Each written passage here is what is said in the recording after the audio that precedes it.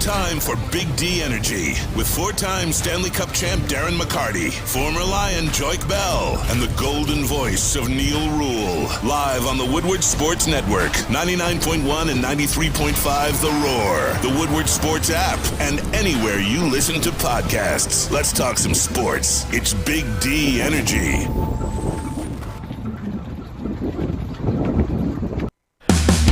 What is going on, everybody? Welcome back to another episode of Big D Energy right here on the Woodward Sports Network. My name is Neil Rule. I'm joined by the man, the myth, the legend.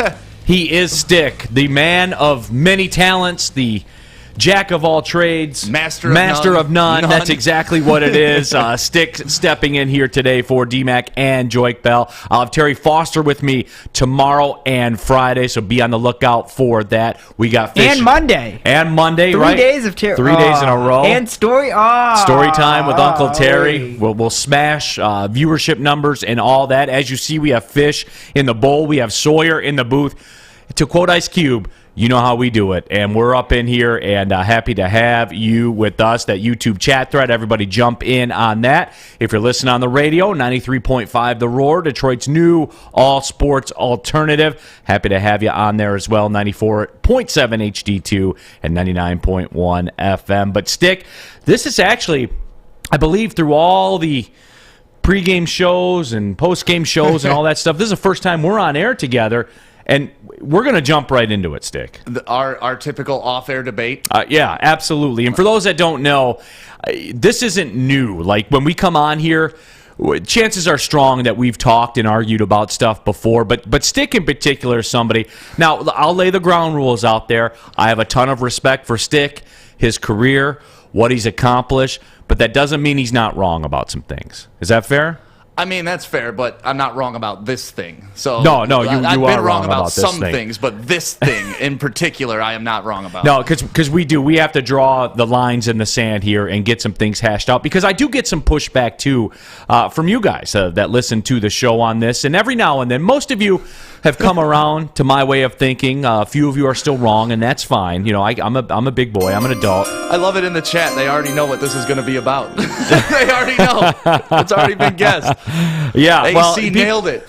Yeah, your reputation precedes you. And likewise. Yeah. And likewise. And AC in our chat. Stick is Lions win at all cost, while Neil is lose for draft. Let it begin. And so we begin. And so we begin. We will. But Stick, before we jump into all that, you were at the Red Wings game last night, and I have a question for you. You did well to get the Red Wings to bounce back.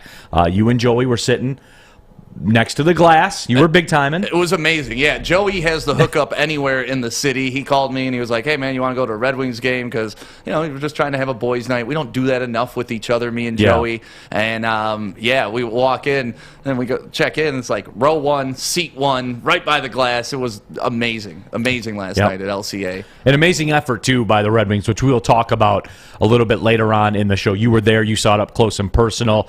I had some other radio duties that I had to do yesterday, but I was keeping an eye on it as it was going, and that was a big win. And DMAC and I talked about it yesterday. So that was a big win for them. My disappointment has waned a little bit after what happened with Boston. We got the NFL playoff scenarios that are getting ready to play out. Some baseball card news. Yeah. And Sawyer, I'll bring in Sawyer for this coming up in hour number 2. Some news about Topps and the whole baseball card situation. And I was stunned to talk to Sawyer yesterday and find out that he's into collecting cards. Baseball card, football, basketball. What is it, Sawyer? What's your forte? I haven't collected in a while, but back in the day, I was big into the football cards, big into the baseball cards, dabbled in some Pokemon. But Heck yeah. me and my buddies over quarantine, like when we all had COVID, we couldn't leave or anything, so we just watched dudes rip football card packs or like Pokemon packs. And now one of my friends is trying to start streaming over the summer when he's not teaching. So and I was, I got a buddy of mine that is all our age, who all went to high school together. I mean, he's deep in the card collecting stuff, and he does all that type of stuff too. The YouTube breaks and the buy the teams and open the boxes. You into that at all, Stick, or not? Oh yeah, I got about 100,000 baseball cards at home. I have my oldest cards from 1911. So you're deep. I have a Ty Cobb card. Ty Cobb, Hugh Jennings, T202 baseball card from the Hassan Tobacco Company. Yeah, I love collecting cards. That's my weird thing. What do you got? I was just going to say, that made me remember, like, my prized possession card I got from my dad was a Walter Payton rookie card that I've just held on, but that's awesome. Like 11,000 cards. That's ridiculous. That's a big number. You guys are dorks, man, and I like it too. I do. I like it. I'm into it to some degree. I do collect a lot of autographs, like memorabilia and stuff. I got all that. Yeah. Yeah, my old house had the basement finished. It was kind of like a sports bar and had TVs everywhere and all the memorabilia. I'm big on Heisman stuff, like mini helmets and pictures.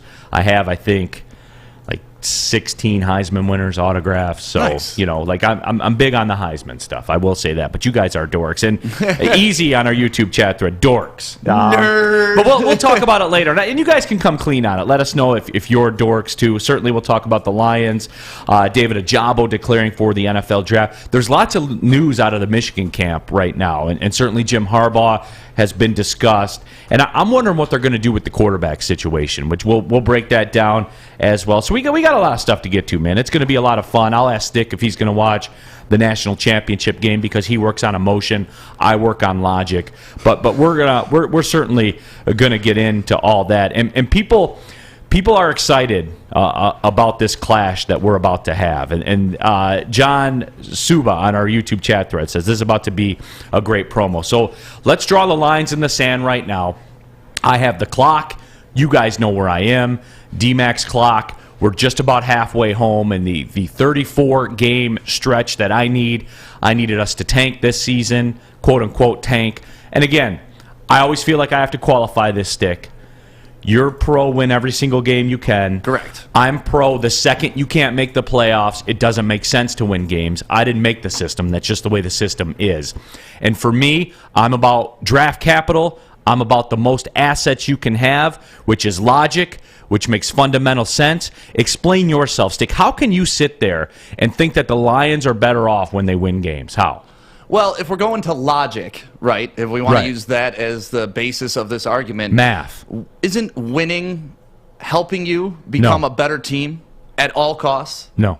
So you think losing helps you become a better team? The second you can't make the playoffs, the second you're mathematically eliminated from the playoffs, yes. See, and I think where we need to draw the line in this argument is you're strictly talking about draft capital. I'm talking about team culture and team building. And, one of the things that I always like to point to is The Last Dance, the Michael Jordan documentary. When he got to Chicago, they wanted him to tank. They didn't want to be the 8th seed. They wanted more picks to surround him with. But what does that winner mentality have? No. We're going to go into the playoffs. Even if we're getting our face kicked in this first time, guess what? We're getting playoff experience that we can use next year, which to me is more valuable than moving up 5 spots in the draft. So yes, there is some I will agree, draft capital is important.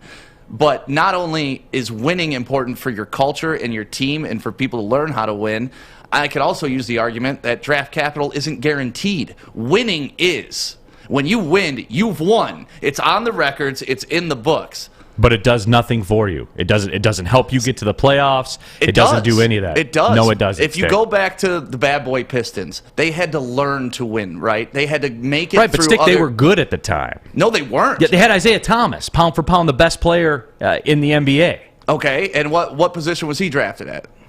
He was, what was he, number 3 overall? So he wasn't the number 1. They didn't have to tank to get that number 1 overall. Well, they pick, had to be they had to be monumentally bad. Listen, I understand that as well, but they didn't have to tank. Like, I'm sure at that time someone was like, "Gosh darn it, they're mathematically eliminated. Why aren't they trying to tank to get that number 1 pick? We need the number 1 pick." You know what, Stick? That was a different time though too, because now you're talking about apples and oranges. Because then the contract situation was different. Then it wasn't this huge advantage to have a rookie contract like it is in the NFL. Okay. Like you look at Patrick Mahomes next year, going to make, what, $40 million? I think the number is something like that.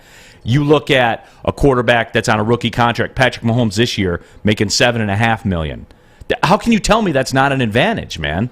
That is an advantage. Thank you. I want to go. Yeah, that's fine. See, I will have logical conversations with you because I think in the end you'll understand why my logic will win out. Let's take it back to the 04 Pistons. Actually, let's go back 3 years before that, 2 years before that, when it's John Barry, Chucky Atkins, and those guys. You know what pick pushed that team over the top? The Tayshaun Prince pick. That was number 22. So they were going into the playoffs. They were building a team, but we were still getting swept out of the first round by the Nets. But they learned from those situations and were able to carry that over into the next year. It didn't matter that they had the number 3 pick. No, it mattered that they had Joe Dumars as a GM that fleeced teams in trades, namely Michael Jordan and the Wizards with Rip Hamilton, that fleeced Rasheed Wallace away. That's what helped them. Again, that was a little bit of a different. I mean, that was more along the modern day times, because that was as we got into the LeBron Jameses and the Darkos and things like that. That was when it started to change, I think. But that was a GM that was greater than all the other GMs that were in the league. And I'm glad we agree that Joe Dumars was a great GM. It hurts my heart. It hurts my heart the way that Joe Dumars is perceived in this town. You're talking about a dude, 3 championships, 2 as a player, 1 as a GM, that helped resuscitate the franchise. Now, obviously, Isaiah Thomas got all that in motion, but Joe Dumars was a great soldier, did everything that was asked of him, spent his whole career here. As a player, won the 2 titles. Then as a GM, took us from the teal uniforms back to an NBA championship. I don't bleed teal. And you know what, Stick? He got a person, a living, breathing NBA player and a draft pick for Mateen Cleaves. He should be put in the General Manager Hall of Fame he got John Barry for Mateen Cleaves. And John Barry's a hell of a player. Yeah. I love John Barry. He was a part of the alternators. Remember that? Like those guys were coming off the bench, lighting it up. But that's why I don't fully believe that tanking is good, because I believe the residual effect from winning and learning how to win is so much better. Look at Jacksonville this year. Last year they had the number 1 overall pick. They got their guy, Trevor Lawrence. And guess what they're going to be this year? The number 1 overall pick. Right, because there's no core, worse. Stick. It's empty. It's like this Lions roster that and I would contend this Lions roster is even worse because of the Trey Flowers contract. Oh, yeah. All the cleanup you have to do. And I've been talking about this for a couple weeks now, where this season is the season of the draft pick, right? Because of the injuries on the offensive line, everything that they've gone through. This offensive line for the Lions is too good to be this bad, for the team to be this bad again next year. So this is your opportunity to strike, Stick. That's where I was with it. And let me qualify that, because there are a few misguided souls that are saying, "Hey, I stand with Stick." The majority, the smart people, the majority are riding with me. The logical people. No, the majority are riding with me, and they know where I stand with this. Next year will be the cleanup, where you take the scissors, because you need to cut it. You have to. You got to bring it out there. The Trey Flowers of the world, all that type of stuff. This year's the draft pick. Next year's the cap space. 2023. After game number 34 of this expedition, then we roll. Then we're at the Stick level, where now we do need to win some games. And now, even if you're going to get, if you're going to come up just short of making the playoffs or whatever, that's different, Stick. My thing right here with this core that the Lions have is, and I felt this way about the Red Wings. I like what Troy Weaver has done with the Pistons roster, he has advanced their flexibility. Now, it's different. The NBA is different than the NFL, which is different than Major League Baseball. Right. I would say the NHL and the NFL are probably the most comparable to each other, in that you're going to build your team through the draft, like AC says here. He also says, I'm with Neil. Being a middle-of-the-pack team accomplishes nothing. John Suba says, #stand with Neil. You build the team through the draft. Greg People says Stick is right about this. Yeah. But Greg is wrong about Greg is it. a man of the peoples. He knows. He knows. He is. And that's where I am. But look, So let's all that aside, let's just go to the fact that I also go to the argument of it doesn't matter where you pick, it's who you pick. And to me, that is always going to be the trump card to any draft capital argument, because, great, I had the number 1 pick in the NFL. I drafted Jamarcus Russell. What did that do for me? Absolutely but that's nothing. your GM, though. That's on your GM. And we can agree, I think the early returns on Brad Holmes is that cat's built different. Listen, I trust Brad Holmes with everything. I do implicitly. And I'm with you. I want to give him as many bullets as we can for him to shoot his gun. And the best bullets. But at the same time, like, I don't know how to say this without sounding like a stupid hippie, but I believe in fate. and I believe things work out the way they're supposed to be. See, I believe in math and analytics, and you have a better chance of getting a good player with the number 2 pick than you do the number 6 pick. So Jamar Chase came out this year. Not a good pick at number 6? Well, obviously he was a good pick. Yeah, you can give me one exception to the rule. I'm giving you the most recent example, which was this year. Right. So it's not like I got to go back 50 years to find this what about stuff. like Calvin Johnsons and Matt Staffords and Ndamukong Suhs? And that's just the Lions. Stafford was the right pick at the number 1 spot. That's just the Lions. Calvin Johnson was a number 2 pick. How about Jeff Okudah at number 3? Because people were saying we need to take that year to get up into that top 3. That's a compromised GM. That's different. That's a guy trying to save his job. So and all you're that not kind arguing of stuff. draft capital. Now you're arguing GM status. No, I'm arguing what I give a good GM to work with. That's what I'm arguing. But we're arguing across the board draft capital. Is it good or is it bad? Not particular GM, because if that's the case, well then, yeah, draft capital really doesn't matter if you have a good GM. You know what can't be argued, man? MyBookie.ag is the place for you to get down on. They got some of the best deposit bonuses going right now. Sign up. Go to MyBookie.ag. Use a promo code Woodward. They'll double your first deposit up to $1,000. Guys, you're going to be sitting around watching these games anyway. And you know you want to get down on it. You know you do. You put $10 here, $20 there. You can do that, and you can stretch your dollars farther with MyBookie.ag. You get down on all the action. You big Chinese Basketball Association fan. Oh, hey. Boom, get it in there. You want to bet on Kay Felder's team, former Oakland great? Boom, get it in there. You can do that at 4 a.m. in the morning. Whatever you want to do. 4 a.m. Oh, yeah, MyBookie.ag has got you covered for that. And again, some of the best deposit bonuses in the game. Use a promo code Woodward. They'll double the first deposit up to $1,000. And look, everybody's got deposit bonuses and things that's going on. MyBookie.ag, what sets them apart, the interface is clean. It's easy to navigate. And that's what it is. You know, you're not sitting there struggling and straining to see and everything like that, and really small buttons to push. MyBookie.ag. It's clean. It's easy to use. They'll double your first deposit up to $1,000 with the promo code Woodward. Bet on anything, anytime, anywhere with MyBookie. Have a gambling problem? Call 1-800-270-7117. Fellas, football season is here. It's time to make your grooming experience easy like Sunday morning. Get to Lady Jane's Haircuts for Men. Walk in, relax, watch your favorite team play, and before you know it, your hair will be game ready. Get to Lady Jane's, open 10 to 8, 7 days a week. Walk in anytime. It's wicked awesome. Make sure you download the Woodward Sports app in the App Store and the Google Play Store today. Take Woodward Sports with you wherever you go and listen live on your phone or mobile device.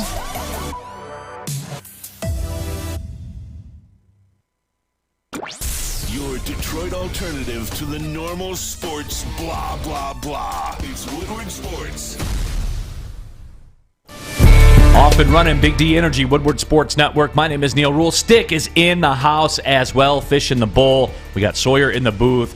Terry Foster and I will be together Thursday and Friday. I know you all look forward to that. But Stick and I are hashing this out like adults. I think it's fairly civil so far. So far it's pretty civil. We're not done yet. Clomp Sauce on our YouTube chat thread. Round 2, fight. Let's do it. Oh Yoshi. No, we're definitely doing it here though. Talking about draft capital. And Stick is a man of emotion and heart, and that's admirable. Certainly in these times that we're living, these times that we're living in right now. I'm analytical, I'm mathematical, and the second you know what, Stick, you're the kind of guy I like to play at the poker table. Yeah. Because you're going to have, 8-10 suited, 8-10 of spades, and you're going to say, well, maybe that flush will drop, I'll stay in. And I'm folding that hand every single time. And over the long run, Stick, I'm going to come out on top. You know what? I'm glad you have that impression of me, because then next time we do play poker, I know how to use your brain against you. No, absolutely. Greg Peoples, again, we had the top picks for years. We were still trash. We need this team to learn how to win. Thank you. All right, okay. Well, culture, baby. Greg and Stick. Was Matt Stafford trash? No, Stafford was great. Okay. Was Calvin Johnson trash? No, Calvin was great. Was Ndamukong Suh trash? No, Ndamukong Suh was great. Top 3 picks. The problem's not that pick. How was we can play this game too. How was Baker Mayfield at number 1 overall? He won a road playoff game. And that's what you want out of your number 1 overall pick? Yeah, I would like to. I would start with win a playoff game. Well, how about the guy drafted 3 that year, 2 spots behind him, Sam Darnold? Right. No, great. I'm so glad I lost for Sam Darnold. Well, I bet they wish they had the number 1 pick instead of the number 3 pick that year. I don't think it makes that much of a difference. Well, how about the number 2 pick the year prior to that? The Chicago Bears trading up, getting that draft capital, using it, and getting Mitch Trubisky. No. Mitch Trubisky. Now it's going to be the GM's fault. No, not they the draft they traded up. Yeah. That's on the GM. But they used draft capital to do that. Yeah, and who'd they trade with? I don't remember. I just remember the number 2 pick. The people they traded number with. 2 pick. The people they Mitch traded Trubisky. with got draft capital. That's what I'm saying, Fish. And AC kind of backs up my point. He says those teams you're talking about already had a core, and that's my point. And Joey 2 times said I'd argue Rasheed Wallace put that team over the top. You don't get a core by continuously losing. No, you do in theory because you get it through the draft. That's the way. Certainly in the NFL, that's the way it works. Even in the middle of the draft, capital isn't everything. I'll give you an example. Who would you rather have, Aaron Darnold or Eric Ebron? Well, it's funny because I used to die on that hill too. No, I'll give you some perspective on that story. Oh, okay. I love perspective. Where I used to die on that hill too, and that was my tipping point, I guess you would say. But as we've had Calvin Johnson on the show here before on Big D Energy, and it was intriguing to talk to him about specifically that year and specifically that draft, where he signed his lifetime contract, where essentially he signed his career away to be with the Lions, because he said we thought we were one offensive piece from taking this thing over the top and being Super Bowl contenders, which yesterday, ironically enough, Sawyer, was the anniversary of the playoff loss to the Dallas Cowboys. Picking up the flag, which was unbelievable to me. And today's the anniversary of the last playoff win, by the way, in the Silver Dome, as Sawyer's running those. So it's memorable times, both yesterday and today for the Detroit Lions. Who was the game called by? For the game that's on screen, the Lions Cowboys from more than 91. Yeah, John Mann and Pat Summerall. We talked about that last, and there it is for those of you watching on the YouTube channel. The Brandon Pettigrew pass interference that was until it wasn't. It still makes me sick to my stomach. But we are in unison with that. With that being said, the Lions still had 5 minutes left in the game to do something. We shake a punt. There's still a lot on us for that loss. Didn't go for it on 4th and 1. But you think if Dan Campbell's our coach, we go for it on 4th and 1? 100%. And I'm all in with it, too. No matter what happens, I'm all in with it. But the point of the story is this. Through conversations with Calvin Johnson, he said, we believed we were a tight end away, and they shot their shot with Eric Ebron. They thought that was the missing piece, to the point, and this isn't like some conjecture on my point or anything like that. Calvin Johnson himself, you can go back and watch the interview. I was here. I saw it. Yeah, you were there. You heard him say it. Calvin Johnson himself said that, to the tune of he signed his career away to play in Detroit. And that's fine. Calvin Johnson can feel that way, but at the end of the day, that was the wrong draft pick. No, even though they had better capital, that was the wrong pick. And that's the whole crux of this argument. Yes, they could have felt that they were one player away. That one player very well could have been Aaron Darnold when Ndamukong Suh left. That whole franchise that we were running at that time, which was making the playoffs every other year, essentially. Jim Caldwell had the team operating at the highest floor we've ever operated at. Not the highest level, but the highest floor we've ever operated at. So that, to me, we can do this, and it's cursed Pistons fans, it's cursed Lions fans. Red Wings, they do a pretty good job. They've done a pretty good job traditionally of drafting. There aren't too many heartbreaks on that list. Like, we could have had this guy, but we took this guy. So really, the Lions and the Pistons, to me, are examples of where draft capital isn't the end-all, be-all. Winning. And the Lions have never had that winning culture. They've never gotten to that point to where they can win consistently and then add with, it doesn't have to be the number 1 pick. I mean, look at the Steelers. Look how long they've been. Mike Tomlin's never had a losing season, and they're picking in the middle of the draft, but still pulling out assets, right? Sure. And he's got 2 Super Bowls. But they also go to the playoffs every single year, which is not my argument for the Steelers to quote-unquote tank. My whole crux with this, and AC says it too, the better the pick, the more choices you have. That's math, Stick. You can't argue that. You can't argue that. But what you can't It's argue more is the advantageous- percentage of the hit. That's the thing. Because if we go through, and we should have probably done this before the show, go through and break down the percentage of actual hits in those positions. Like, if I draft number 1 overall, what are the odds that this is going to be a Pro Bowl player? What are the odds that it's going to be somebody that is out of the league in 3 years? So that's where your math is fine. Like, yes, more is better. I understand that. But what you do with that more is even more important, and the culture you're bringing that more into is more important. Which I get I get what you're saying when you get to that point, but the Lions are not at that point right now. And they actually have a good general manager, in my opinion, right now. Now, time will tell, but the early returns are very, very good. Oh, this is one of the best drafts we've seen as Lions fans. In a long time. I mean, look at Amon-Ra St. Brown, a 4th-round pick, becoming the rookie offensive player of the month. That's a 4th round. When have we ever had a 4th-round pick show out like that? Penei Sewell's a set-it-and-forget-it guy for the next 15 years. Right. You know, you love the linebackers. You even love the Jerry Jacobs of the worlds that were undrafted free agents. Brad Holmes has an eye for talent, and I'm with you. I want him to have as much power as possible, but with Brad Holmes having an eye for talent, I'm not panicking for us to get up in that top 3 because I know he's going to be smart with that pick no matter where it lands. Sure, which I get and I understand that, and we're in lockstep about that. I have implicit trust with Brad Holmes and what he's going to do for the draft. I get it. Mike G says, I trust Brad Holmes more than John Holmes. I'm just saying. I think I would agree with that, Mike. I don't think you're going to get a lot of kickback on that one. But, hey, I understand culture is important when you get to a point.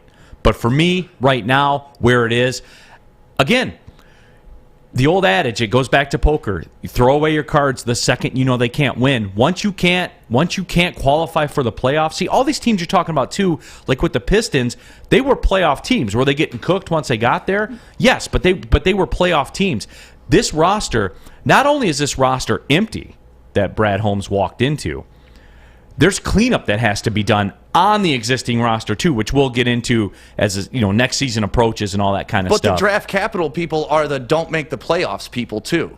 Right. So you're the same. And so even though you're saying, they made the playoffs and they were getting killed, but you're the same type of person that's saying, well, making the playoffs and getting killed doesn't matter. You shouldn't do that. You should just try to lose to get a better draft position. Once you got to get in the playoffs. You got to get in the playoffs. And then that's where your plan comes into place, where you try to find some culture guys. Maybe you make a trade. That's where free agency comes into play too. For me, it's when you're 0-8, and it's, to quote Drake, OVA. Like when you're 0-8, Stick, what's the point of being 6-11? Learning how to win. Putting yourself in situations where you get better.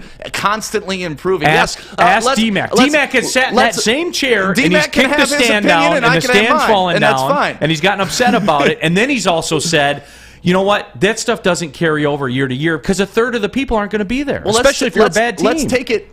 Let's take it micro, okay? Just for an example, the Seahawks game this past week with the Lions. First half, absolutely atrocious. They got absolutely smashed. We knew they weren't going to win the game. But when they came out in the third quarter and actually put up a fight and showed that they had something in them, you feel better about that moving forward, and the team learned something. Like, you know what? When we're down like this, we were down 4 scores. We got it back within 2. That's a learning moment that they could potentially carry over. Does it always? No, maybe not. But those are big moments. So it's the same thing if you take it out on a macro scale. You got to have those little moments. Otherwise, you'll never get to quote you, when you get to a point, right? Sure. But how do you get to that point? You get to that point by winning. By building your team through the draft. No, you get to that point by winning. But you win in the NFL through the draft. Go back through all the Super Bowl teams and look. You have to win through the draft. There's 55 guys or 50-some guys on the roster. If you have to win by the draft, wouldn't it help you to have the highest picks possible? You would think so, wouldn't you? Logically, you would think so, but no, because throughout history, those picks have been misused, but you're going to say because that's bad GMs. That is bad GMs. That's not bad GMs. That's how talent evaluators, back to my whatever. hippie thing works. That's how kind of destiny works out. Is all square in the universe for you, Stick? It is. Is everything good? I think the Lions were destined to draft Penei Sewell this year. It was fantastic. It was and it's good destiny. Well, but that's how life plays out, right? Like, you can't force the process, and we've seen it in basketball. We saw it with the 76ers. How did the process work out for them? Markelle Fultz, not there any longer. Ben Simmons, they want the hell out of there. They got Embiid, nice player, Right. but outside of that, what the hell do they have? And they tanked for how long? But they're a Eastern Conference Finals team, though, with Embiid. Okay. You know what I'm saying? I mean, like they got to a point. Now it's on the GM to figure it out, and that's so why your we're seeing this logic only thing. goes as far as to the GM, because that seems to be your fallback. He's the in most this. important guy in an organization, Stick. The talent evaluator is the most important guy. I thought the capital was in most important. Well, yeah, right. So how do you think the GM works? What do you think he works with? The GM is the most important, unless you have like a LeBron or a Jordan or somebody like that. But there was a GM that got the LeBron or the Jordan. The GM's the most important piece in an organization, period. Oh, we can agree on that. But at the same time, it seems like whenever we get to a point of your logic to where you need to fall back on why draft capital matters, but then you say the GM, if it's a bad pick, that's on the GM, not the draft capital That's the way this position. works, right? Because who gets fired? But you can't operate in 2020 or in hindsight. You have to operate in reality. That number 2 pick was that number 2 pick, no matter who the GM was. If it wasn't a good value, it wasn't a good value at number 2. No matter who picked it. AC says, if destiny is real, so is the tooth fairy. That's fine. We can have different life philosophies. I don't mind it. AC, I'm not going to talk to Stick about Santa. I'm not going to do it. What about Santa? He's not ready. What about Santa? He's not ready What for about that. Santa? When he grows up, maybe we'll have that discussion with him. When he grows up, we'll do that. I'll also have a discussion Santa with Stick. also believes in draft capital. He does, man. He brings it. He's going to bring it down the chimney at Allen Park. And it's going to go up in flames. Well, if I was going to talk to Stick too, like if we were going to go out on a Saturday night or whatever, you know what I'd recommend? The Folding Warehouse in Hamtramck. You can host a corporate party, team building event. Just pull up on them too with your family or your friends. It's a great night out. Our guy Sawyer here in the room was at the Folding Warehouse a couple weekends ago, so he knows all about the multiple full bars. More importantly, he knows all about the $2 mystery beer vending machine. He put $2 in there, pulled out Old Milwaukee. Yep. Did it the time before that, pulled out Pabst Blue Ribbon. Yup. That's tremendous value. And we're not even talking about the folding itself, how fun it is. Your friends have done it. Your families have done it. Family members have done it. Your coworkers have done it. If you haven't done it, go down there to the Folding Warehouse and just have a good time for a night. It's a ton of fun. You know what it reminds me of? Remember when you were a kid and like you would go to Chuck E. Cheese or Major Magic's? It's like that for adults. And you got the football bowling pin game called Folding. You can bring food with you. You can have it delivered in. However you want to do that. It's just a good time down at the Folding Warehouse in Hamtramck. Go get your foal on, people. Check them out at foldingwarehouse.com. Okay, you thirsty little spin goblins. I want you to pedal into the next dimension. Spin it! Spin! Spin! Uh-oh! Carmen's falling behind. Let's give her the hiss of shame. Spin! Spin! Spin till you bleed! Don't ride the bike of shame. Come to Planet Fitness and find your own lane with tons of equipment, free fitness training, and no hissing. Join today for just $10 a month. And a miraculous catch. Follow us everywhere. Just search Woodward Sports on YouTube, Facebook, Twitter, Twitch, IG, and more.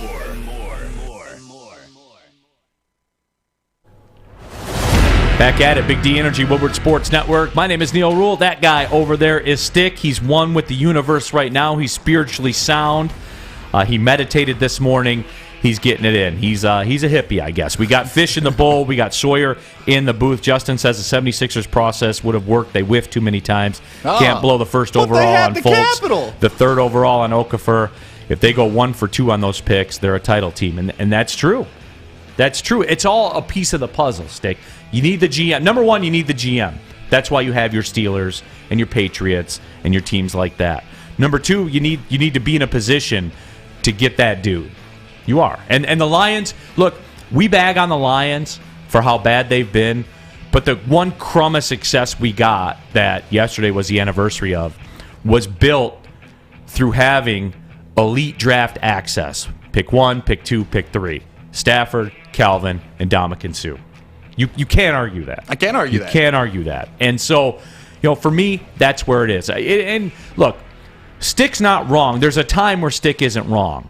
I think the problem with the argument that Stick and I are having, we're at different exits of the highway. I think you're a little bit closer to up north than I am. I'm like at Flint, where you get that traffic tie up yeah, like we're both going the Mark up north. Ingram sign. Yeah, we're both going up north. I'm at where 75 meets 23, and you get that little bit of traffic there on a Friday. The Soaring Eagle Casino signs up there on the left side. Michigan. Oh, yeah, absolutely. The worst on-ramps Yeah, in Michigan. absolutely. That's where I am on the highway. See, Stick is past Saginaw. He just got over the Zilwaukee Bridge, that little stretch north of Saginaw. Stick's past West Branch. Yeah, I mean, he's not that far yet. He's just past that little stretch in downtown Saginaw. Just got down off the Zilwaukee Bridge. They know that part that's been under construction for about 35 years. That makes it a nightmare when you come home on Labor Day every single time. That's where Stick is. We're on the same highway. We're both going to the cabin up north. We're just at different exits, man. Is that fair? That was a long analogy, but yeah, that's fine. That's fine. Yeah, no. we can say it that way. Sawyer's from Fenton. He understands. Yeah, Sawyer drives that every day. Yeah, Yep. he absolutely is. Justin says, Sam loved the Pistons going 34-48 for a decade and picking 7th. Yeah, Spiro is another draft capital dude. Well, I gravitate towards those guys. Yeah, he cries every time the team wins. And to me, there's another level to that too. Like, why even be a fan? If you're not happy when they win, and you're only happy when they lose, what are we doing you're here? only happy. What are we doing? You're only happy when they lose, when winning is unobtainable.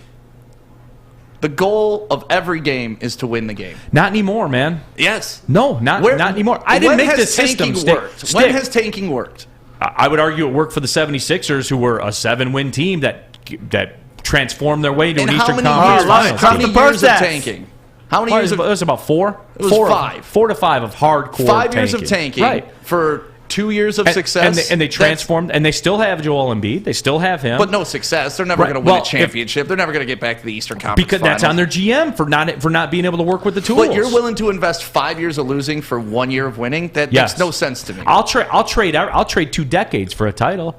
For a title? They didn't get a title. But you're calling it a success. They're still in that process, though.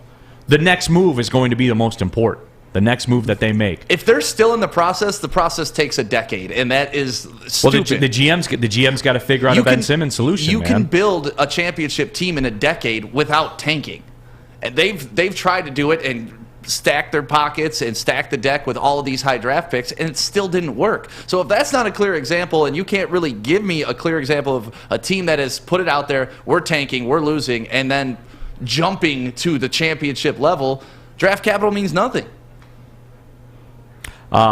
Greg says, anyone who thinks drafting at the 2 spot is better than the 1 spot is brain dead. Nice going, Lions, blowing that 1 spot for a meaningless win. And analytically, you're correct, Greg, because it's one of those situations where if you think Thibodeau's the best player, you have access to get Thibodeau. Now, I'm hoping that the Jaguars go the offensive line route because they're having a hard time keeping Trevor Lawrence upright.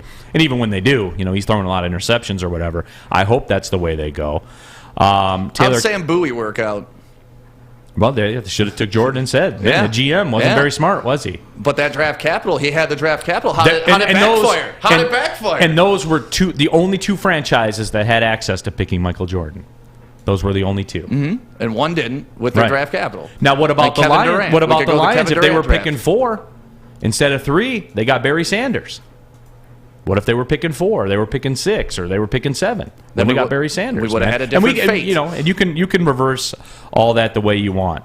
And this is put perfectly by Tyler Kane. No way Brad Holmes is trading Slay and then drafting Okudah at 3. GM's the most important. And that's my point about the Okudah pick. And we know this. That was a compromised GM with a compromised coach that were trying to save their job, and they're not drafting a quarterback for the next coach and the next GM to use, when clearly quarterback was the play. But once again, you're going back to the GM when the capital is the pick, no matter what. Who was picked at number 3 that year?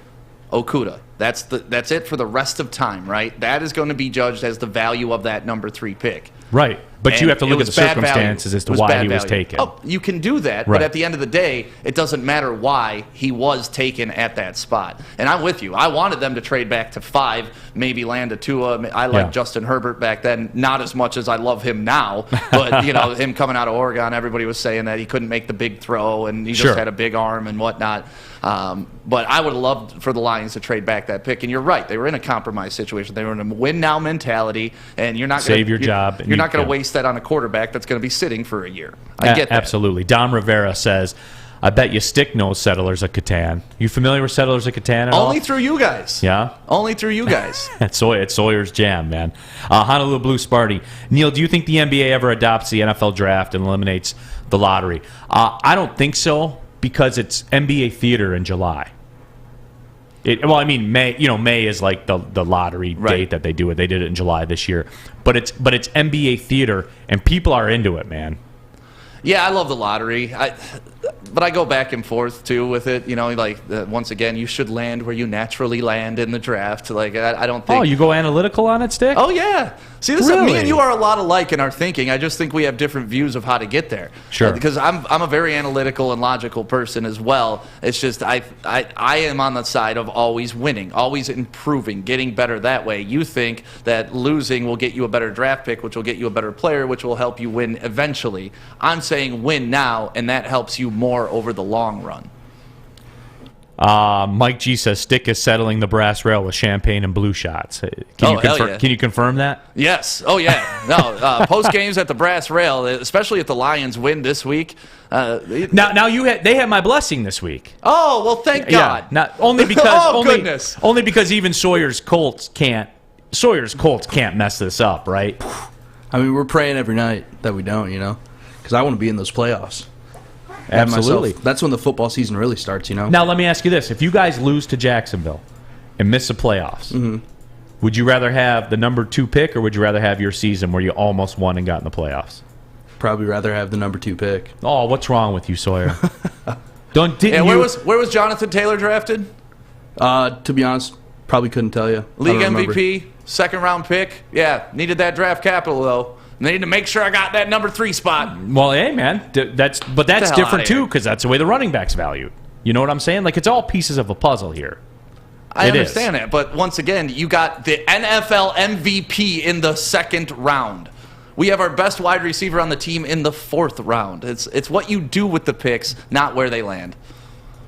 Travis, I'm a very analytical and logical person. Also, fate is real. Who said that? I did. Oh, that's right. Yeah. That's right. You did. That's fine. I can still go through analytics and understand that a lot of this stuff's out of your control, buddy.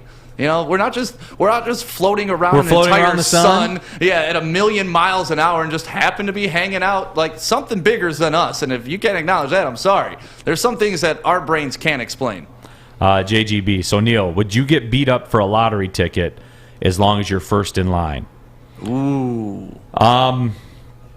Yeah, if that's my only, if I'm destitute and it's my only hope, yeah, if I got nothing else going on, yeah, sure, why not, man?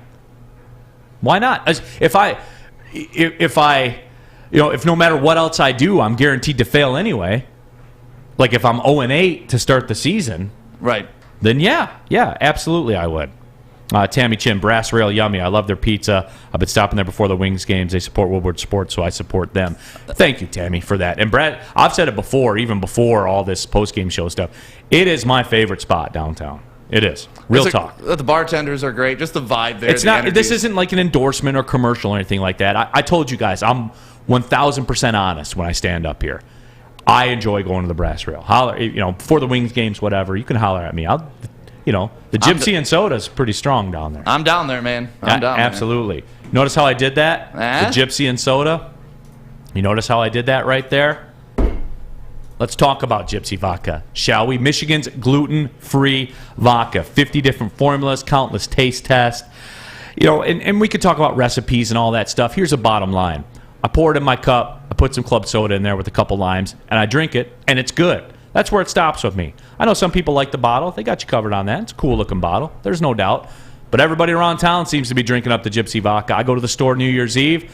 the whole slot of Gypsy Vodka is empty except for one, and that was empty after I got done picking it up and putting it in my cart. And you guys can too. Local-owned company out of Petoskey. Support local guys from the state of Michigan. They came through here at the studio. Great people. Dropped off some toys for the Mott Children's Hospital. Had a great conversation with them. The bottom line is, guys, I can't help you other than it's just good vodka. Try a bottle today. Ask for it by name. It's Gypsy Vodka. And as always, drink responsibly. Hi, I'm Kay Cunningham. I'm proud to partner with Hall Financial, the mortgage company known for 5-star service. Don't just take my word for it. Check out their 5,000 5-star reviews for yourself. Go to callhallfirst.com and get started with your 5-star experience today.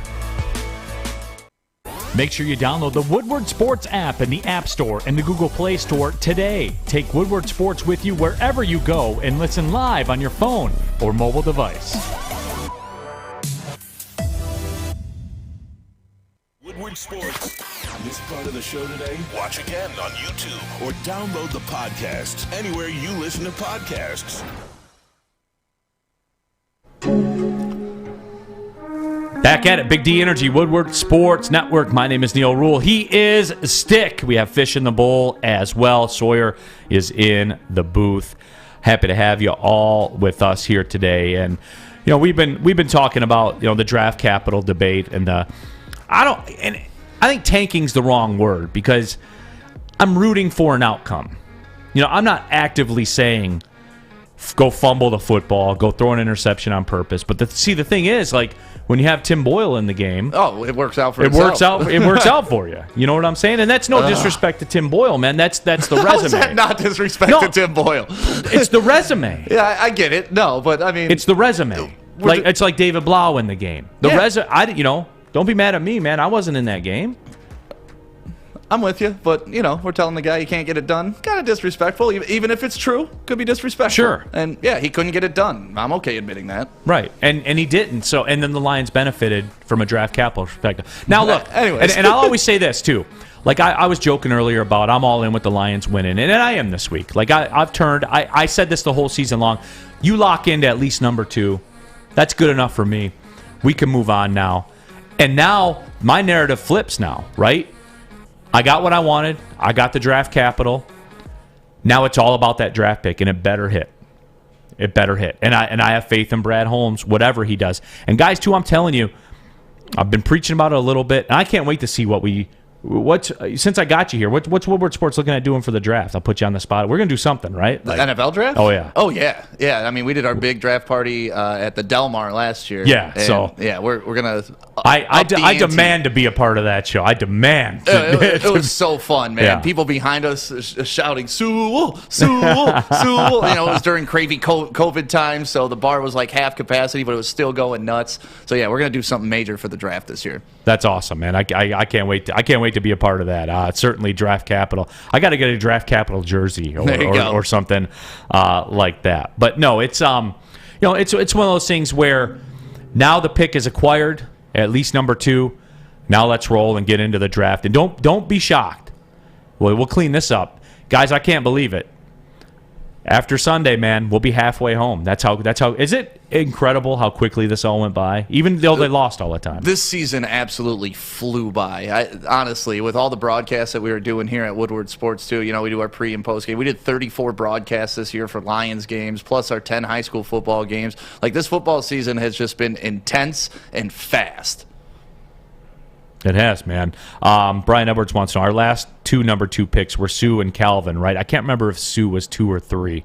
I want to say Sue was 3. Well, maybe he was 2. I thought he was 2. Yeah, okay. I know Calvin was 2. Yep, Calvin was 2. So, that's a pretty good But Charles hit rate. Rogers was 2. Sure. Was a good player, but got hurt. So, we can do that all day. No, absolutely. Okuda was 3. Yeah. So I'm just, guys, get ready because I'm getting more and more of the thought process. They're going to take a quarterback with one of those top 3 picks that they have.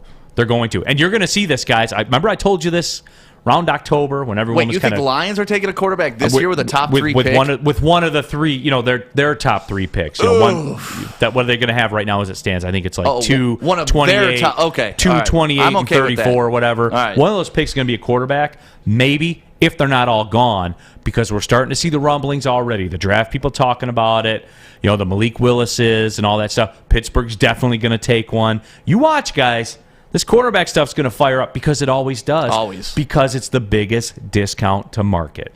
For real, it really is. You want your rookie quarterback on that, or you want your quarterback on that rookie contract, so you can go spend in other places. And that was part of the reason why I liked Stafford here. But at some point, it was like, all right, this guy's sucking up a lot of the cap space, and I'm glad we moved on. Like, I think both situations got better when he moved on. Right. Who was it here? Steve Brown. Is there a generational talent this year at number one? Is that important? And no, there's like no consensus number one guy. But at the same time, if you're Brad Holmes and somebody falls in love with somebody and they got to have them, it's better to be higher up, I think, to have those discussions. And you can set your own market value. If somebody says, hey, we're at 6 and we want to go to 2, we'll slide you our second rounder this year. Yeah, man, I'll go back 4 spots for a free second rounder. Now you're talking about 4 of the first 38 picks in the draft. Hell yeah. Load them up, man. Load them up. Draft capital all day long. I did want to touch on this, too, because speaking of the draft, news dropped yesterday. David Ajabo declared for the NFL draft, so certainly Hutchinson available in the draft. Ajabo has declared for the draft as well. And you figured this might be Ojabo. This goes back to a discussion we had in an earlier show. David Ojabo, because he's on an international work visa or international student visa, could not capitalize on the name, image, and likeness. So no money coming in whatsoever. Go get your money, David Ajabo, 100%. Yeah, and honestly, how high is he going to go after this season? He's losing his line mate, Aiden Hutchinson, which takes a lot of pressure off him and opened him up to make a lot of those plays. So when you got a chance to show out and go into the NFL draft, you do it. And to your point about him not being able to collect that NIL money, which to me is the dumbest thing I've ever heard. Like, why international players can't do the same thing? Makes absolutely no sense to me. I mean, if anything, they should be able to do it more because they're obviously over here outside their comfort zone, need something to make a living. They don't have the support system. But either way, I like him going in the draft. I wouldn't mind if he gets targeted probably late first round in the 20s, maybe 31 area. I will say this, and I wondered out loud about the whole Georgia impact with Aiden Hutchinson. I think that Ajabo too is. It's gonna see. There's some impact for that Georgia game for people. There is. Ghosted. I mean, if you ghost in a game like that, it says something. And unfortunately, Aiden Hutchinson and him just were ineffective. And you're right. It should play into their draft capital. And I was talking about this right afterwards because everybody was so hell-bent on him coming to the Lions. Aiden Hutchinson to the Lions. Aiden Hutchinson to the Lions.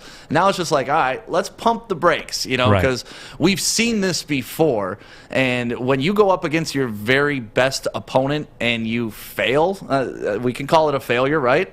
I mean, across the board. Those are the guys that you're going to be going consistently against every week in the NFL. So it's good that you can get the sack against Purdue. It's nice that you can do it against, a Western. Western Michigan. That kid's not going to be playing left tackle in the NFL.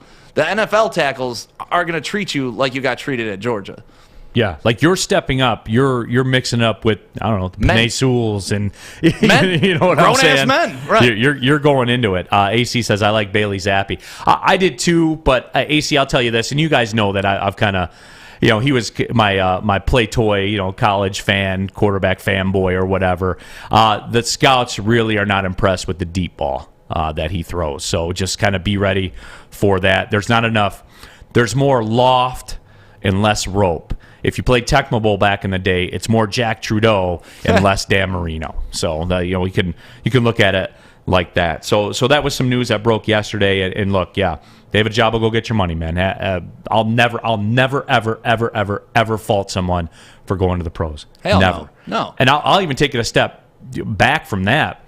I hate the way that the NFL has that monopoly where guys are powerless to go to the NFL. They have to be 2 years removed. Or 3 years removed from high school. Yeah, Bryce Young that. should be able to go this year. 100%. 100%. I mean, I always equate. What's the NCAA always say? They always say any opportunity that's afforded to a regular college student. That's how we base what should happen to student athletes. If you're a phenomenal chemist or a phenomenal piano player and you're in the School of Music or you're in the chemistry department, if I don't know if Dow Chemical's still a thing or not. If they are, if they want to go hire you, you can just pick up and leave and you can go. And if I'm on the chess team at 14 years old, I can go pro. You can go pro in chess, exactly. And that's, for me, why can't a football player or a basketball player do whatever another student can do? We always talk about what the student athletes get over what the students get. How about the other side, where a student's free to leave anytime they want to go pursue employment, and let the market dictate that. They say, you know why they do that stuff? To protect GMs from themselves. Because when the NBA was going on and the Corleone Youngs and all those guys were coming out and getting drafted, and all the GMs were like, and all the NBA organizations were like, man, we're paying these guys millions and they suck. Like, that's on you. That's on you. That's on you, though. And then eventually, everything will come to a level. Like, they'll learn, okay, scouting will have to get better. So to me, I don't know why they ever went away from it. The whole NBA. You should be able to draft a kid at 15 like they do in Europe. I know, Fish, you love that. The European basketball players, those professionals, they start at what? It's what they do with soccer. 13 years old, right? They're playing with the pros because Brazil, they think they're Italy, good enough. Spain, they go in the streets. They go to the street games and get these kids at 8 and 10 years old. And Fish, you'll like this real quick. I'll spend, for the audience that doesn't like it, I'm going to spend 45 seconds on soccer here. Not 1 minute? No, 45 seconds. And go. Here's the deal, Fish. Italy, Spain, all those other countries, they go get the kids that are playing in the streets at 8 and 10 years old. They put them in their national system. They take their very best coaches and they train them how to play the national system, the way Italy plays. It's been the same for years. Brazil, it's been the same for years. How they do that stuff. That's why they're good at soccer. That's why this whole AAU and travel soccer and all that stuff in America, that's why it's a joke, right? Because you think that if you're winning games at a travel tournament that you're developing players, and you're not.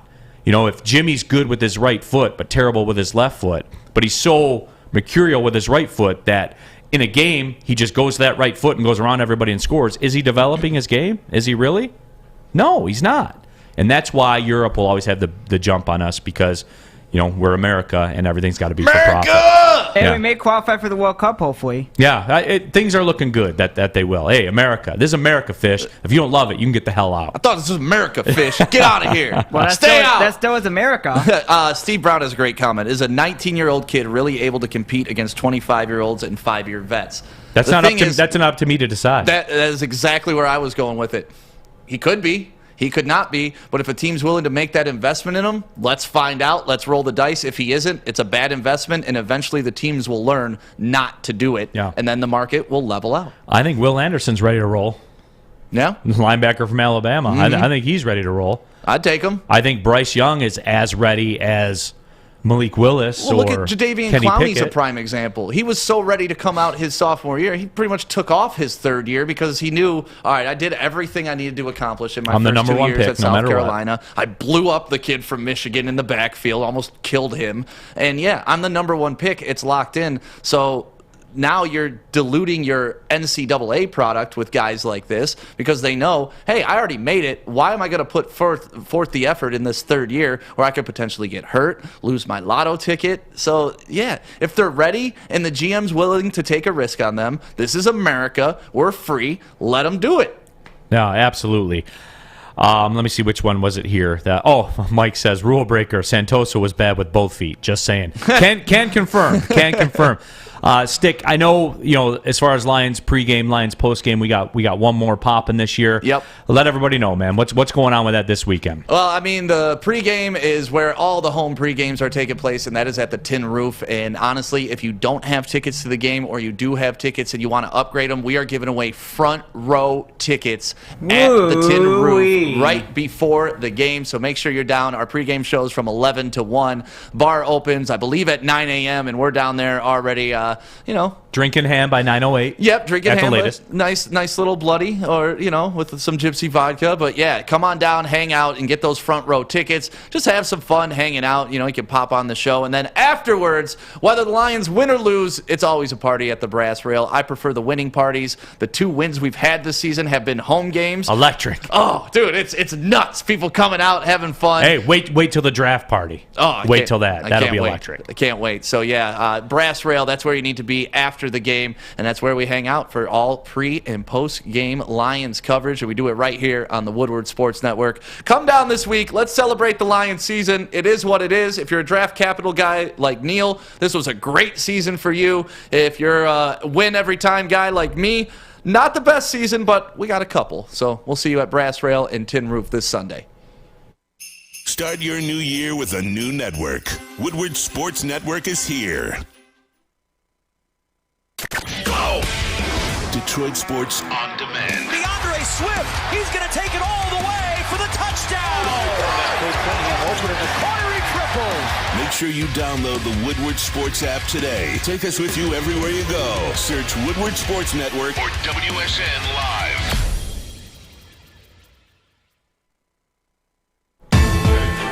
Back at it here, Big D Energy, Woodward Sports Network, pulling up on the second hour of the show. My name is Neil Rule. Stick is in today for D-Mac and Joy. Happy to have you all with us. Fish in the bowl, Sawyer in the booth. I don't know if he's playing Settlers of Catan on his phone or not. You said they do have an app? Yeah, they do.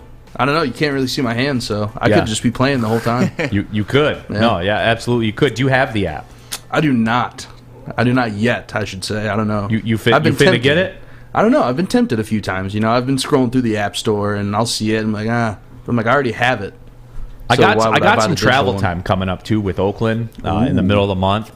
I'm thinking about jumping in. I know I talked about getting the junior edition with the kids. I may pop for the app and see what's what. Yeah, maybe you can connect like the iPhone Game Center. Maybe we can play together, you know. I'll hop on there, show you the ropes. Bro, what's your handle, bro? Oh, I don't know. Catan Man 25. Catan Man 25. We were talking about David Ajabo, who left for the NFL draft. I had another question for the Michigan fans out there. Now that the dust has kind of settled on what's happened, I know the Harbaugh stuff is out there as well, and we'll touch on that before the show is over. For me, the question is, draw your line in the sand now. This has been a show of drawing your line in the sand. Stick is a win a game when you're 2-14. He wants you to win a game even if it costs you 5 draft picks, 5 draft slots. I'm not. He drew that line in the sand. That's cool. I respect Stick. Still my friend and everything like that. Thanks. Everybody here that is in the YouTube chat thread, there's a lot of Michigan fans out there, no question about it. My question now is, they seem to have a quarterback dilemma, and it's bubbling below the surface. And some people have touched on it, some haven't yet. What do you do next year if you're Michigan? You have Cade McNamara, you have J.J. McCarthy. I know that McCarthy is like the people's champion. He's this year's Drew Henson. You know, everybody loves him, everybody wants him in there. Cade McNamara won the Big Ten championship as a primary guy. So my question is to everybody, our YouTube chat thread, everybody out there on social media, What's your initial reaction to it? How do you handle this? So, Stick, I'll give you first crack at it, man. If you're Michigan, how do you handle this? I think they pretty much showed how they're going to handle it during the playoff game. I think JJ is the guy moving forward. Cade got you to a specific point, but I don't think he's going to take you over the top. We saw that, and that was kind of the knock on him. He's a game manager. When JJ gets in the game, you have that extra run-pass option. You saw on that one Blake Corum run earlier in the season, he was just as fast, like coming around the edge. And I think this is very similar to what happened with Tua when he got Jalen Hurts in Tua situation at Alabama. Like, you were in a big spot.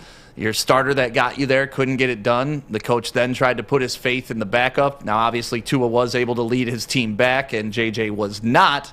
But I see JJ being the starter. Yeah, and here's that run where JJ, this is crazy. He took some shots when he was running the football low-key, man. I didn't hear anybody talk about that. He'll learn to get down.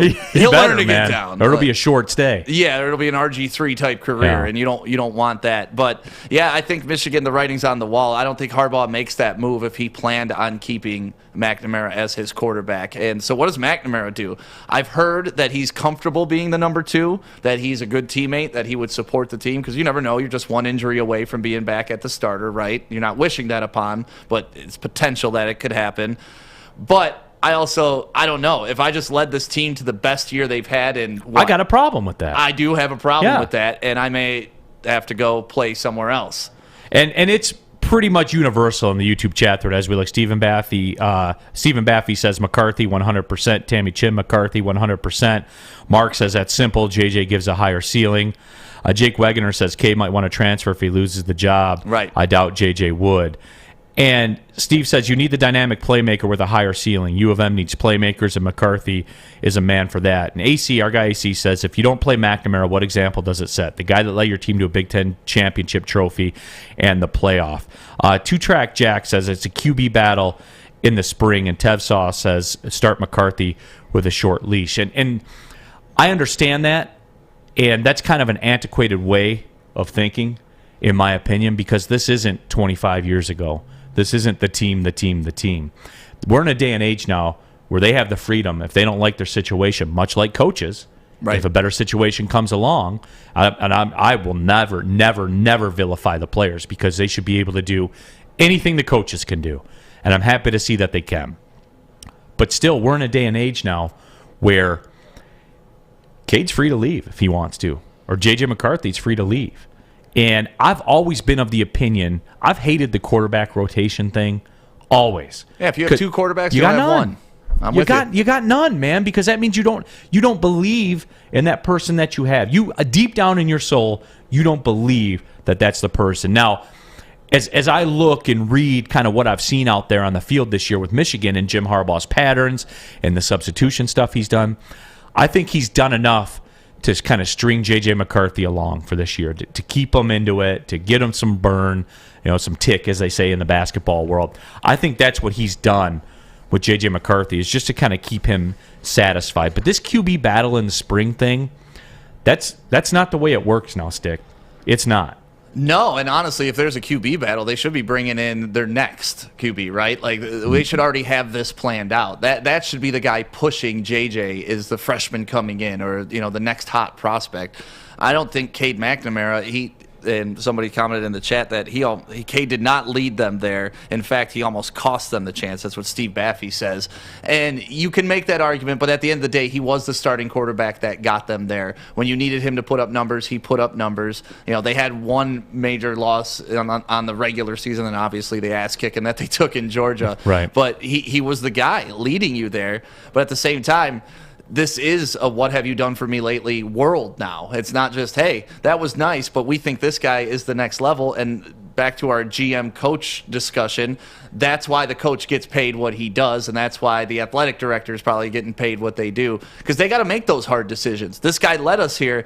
This guy may be able to take us over the top. Am I loyal to the past, or am I loyal to my future? What am I picking? Yeah, and that's a hard decision that you have to make. And certainly, the Harbaugh discussion plays into that a little bit, where you're hearing the overtones about the NFL again, the Raiders and the Bears, and it's not like mydormroomblog.com either that's saying this stuff. This is the Athletic, and these are big time people that are out there saying, I'm hearing it on both sides. I'm thinking that's negotiation though. Like, I'm thinking Harbaugh is like, that's a legit lead, but I'm thinking that's more of a negotiation tactic, because if I'm Harbaugh, listen, Michigan, I took a pay cut when I was underperforming according to you. Now that I overperformed, you better back up that truck. And if I'm getting pro offers, they better back up that truck. The guy that's 60 miles away from me, Mel Tucker, just got $95 million. Right. Another dude gets a free private jet, out at USC. So he did the right thing. He did the proper thing that you should do when you feel you're underperforming, renegotiate your contract. And he did that. He took a massive pay cut. Now it's time to pay the man his money. And I don't dispute that either, because there's some tangible results there. Mike G. Rule Breaker, Michigan will be more pass heavy next year. The strength is wide receiver and tight end. I don't know about with that. All and Bell coming back, JJ gets a nod, and Cade is a good team. Dude, Donovan Edwards is going to be a star. Right. And I've said this from day one. Like, people have talked about, I've kind of shot straight with Michigan and been real about it.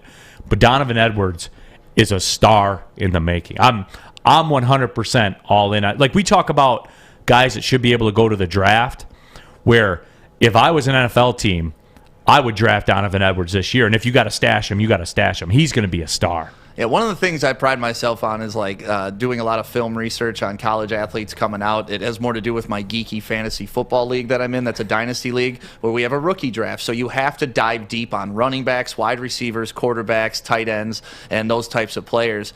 Donovan Edwards is a pro.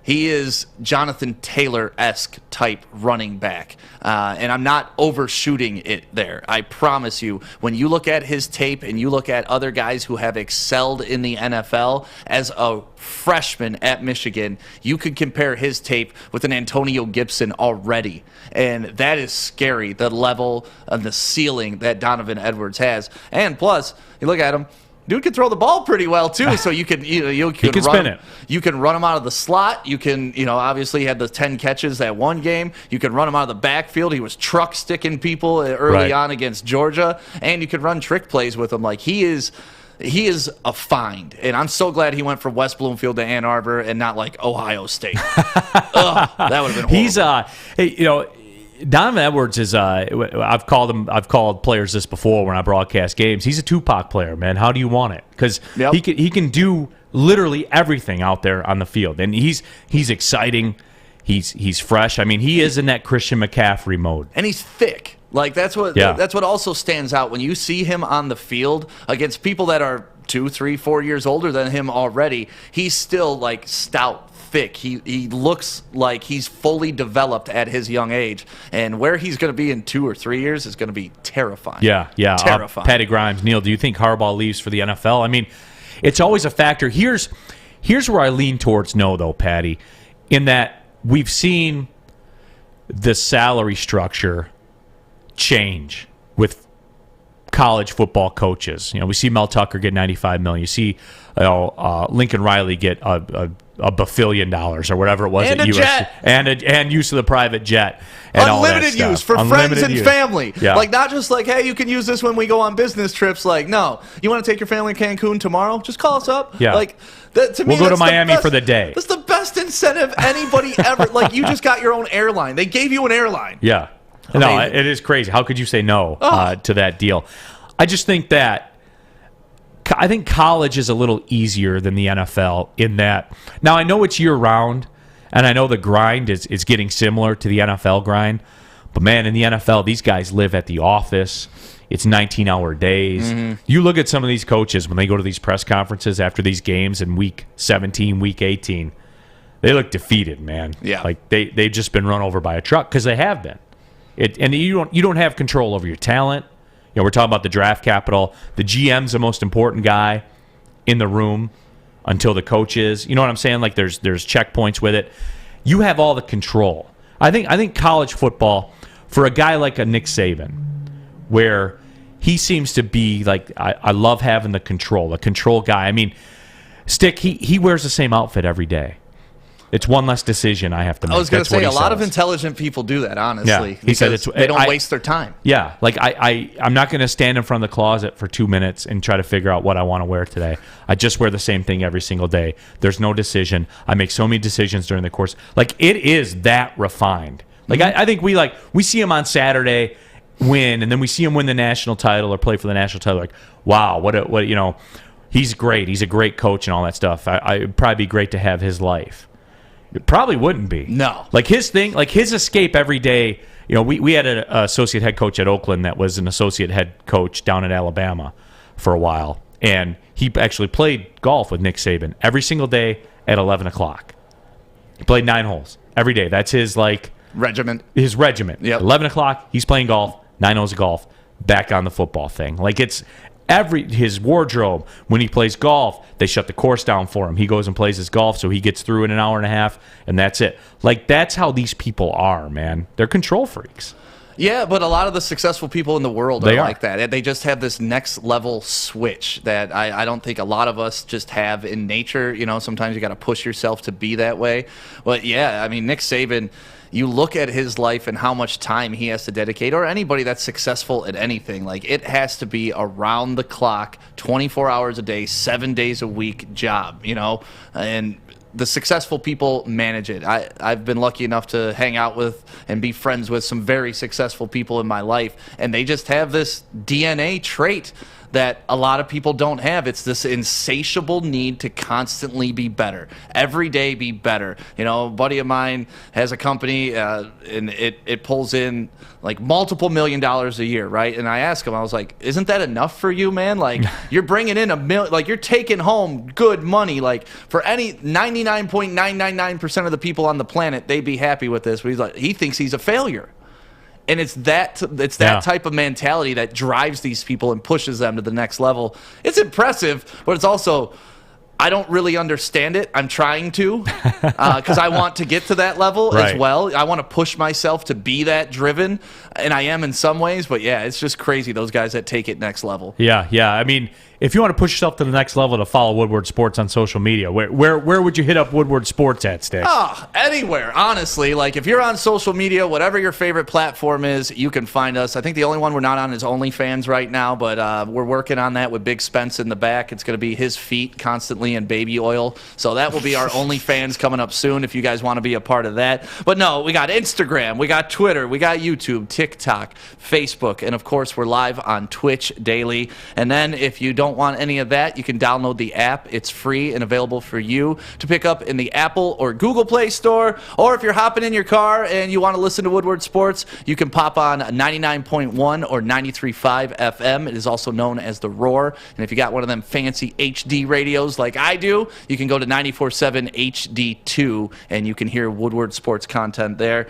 Or if you want to do it just a la carte, whenever you want to listen, download the podcast anywhere you listen to podcasts. Spotify, Apple, Google, or Amazon Music. We're on there too. But pretty much anywhere you listen to podcasts, we're there. So take us with you anywhere that you go. And no matter where you listen, we appreciate the hell out of you. So thank you very much, Detroit. This is Woodward Sports. Fellas, football season is here. It's time to make your grooming experience easy like Sunday morning. Get to Lady Jane's Haircuts for Men. Walk in, relax, watch your favorite team play, and before you know it, your hair will be game ready. Get to Lady Jane's, open 10 to 8, 7 days a week. Walk in anytime. It's wicked awesome. Make sure you download the Woodward Sports app in the App Store and the Google Play Store today. Take Woodward Sports with you wherever you go and listen live on your phone or mobile device.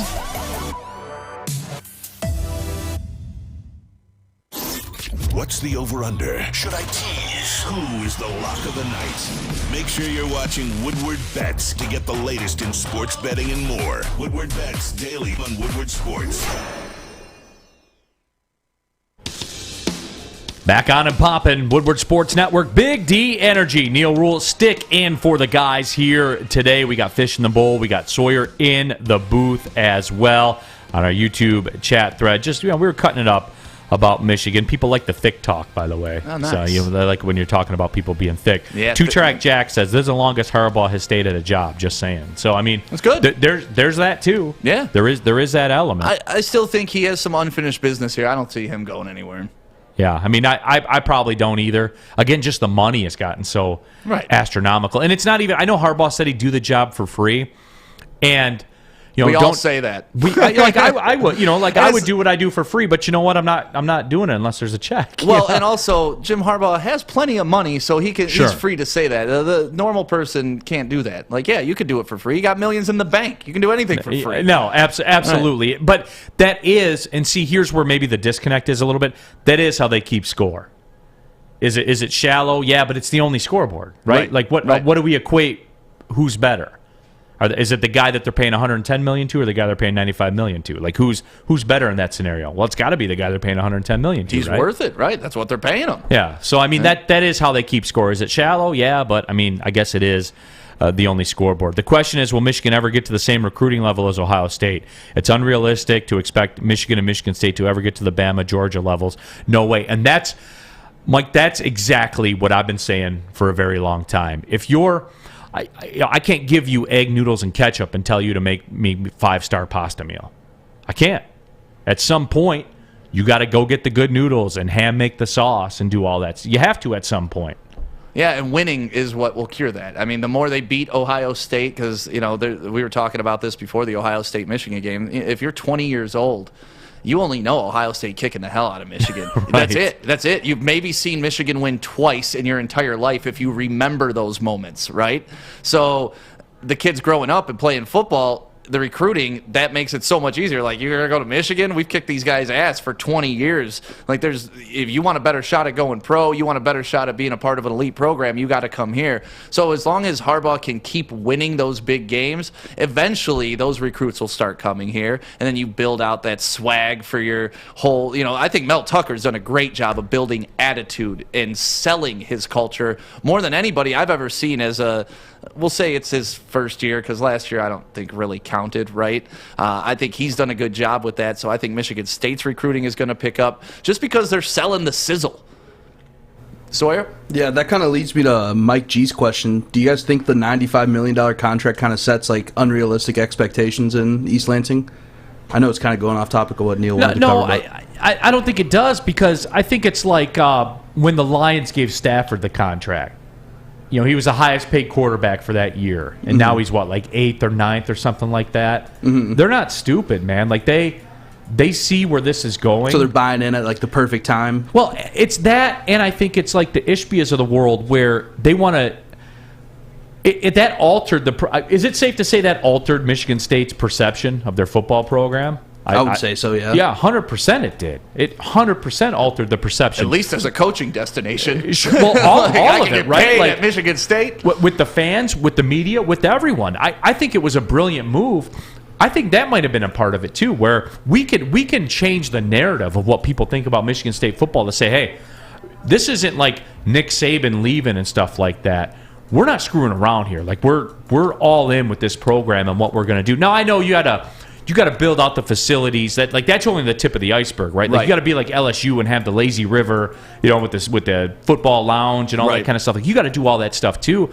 But I think if anything, it bought PR, it changed the narrative, it changed the way people think about Michigan State football, and they were ahead of the bar because they knew where this was going to go. Well, and really, what's the worst thing that could have happened? He leaves, right? Because right now you're establishing that culture. You have that vibe, the woodshed, take them to the deep end. Like, those are branding pieces that are valuable outside of the football field even. So he's going to start bringing you in money selling those types of things as well. So, yeah, him leaving would have been a nightmare, because then what do? You're scrambling. Who's the next guy? Is he going to continue this culture? Are we going to bring in another John L. Smith? Like, it's tough to find that coach. And when you have them, and you're a Michigan State type program, you need to latch your hooks into them. Otherwise, you're doing yourself a disservice on a major level, because you're not going to find too many Mel Tuckers. You're not. Right. The guy's a good coach. The guy's a hard-nosed coach. And the way he recruits and sits in houses, and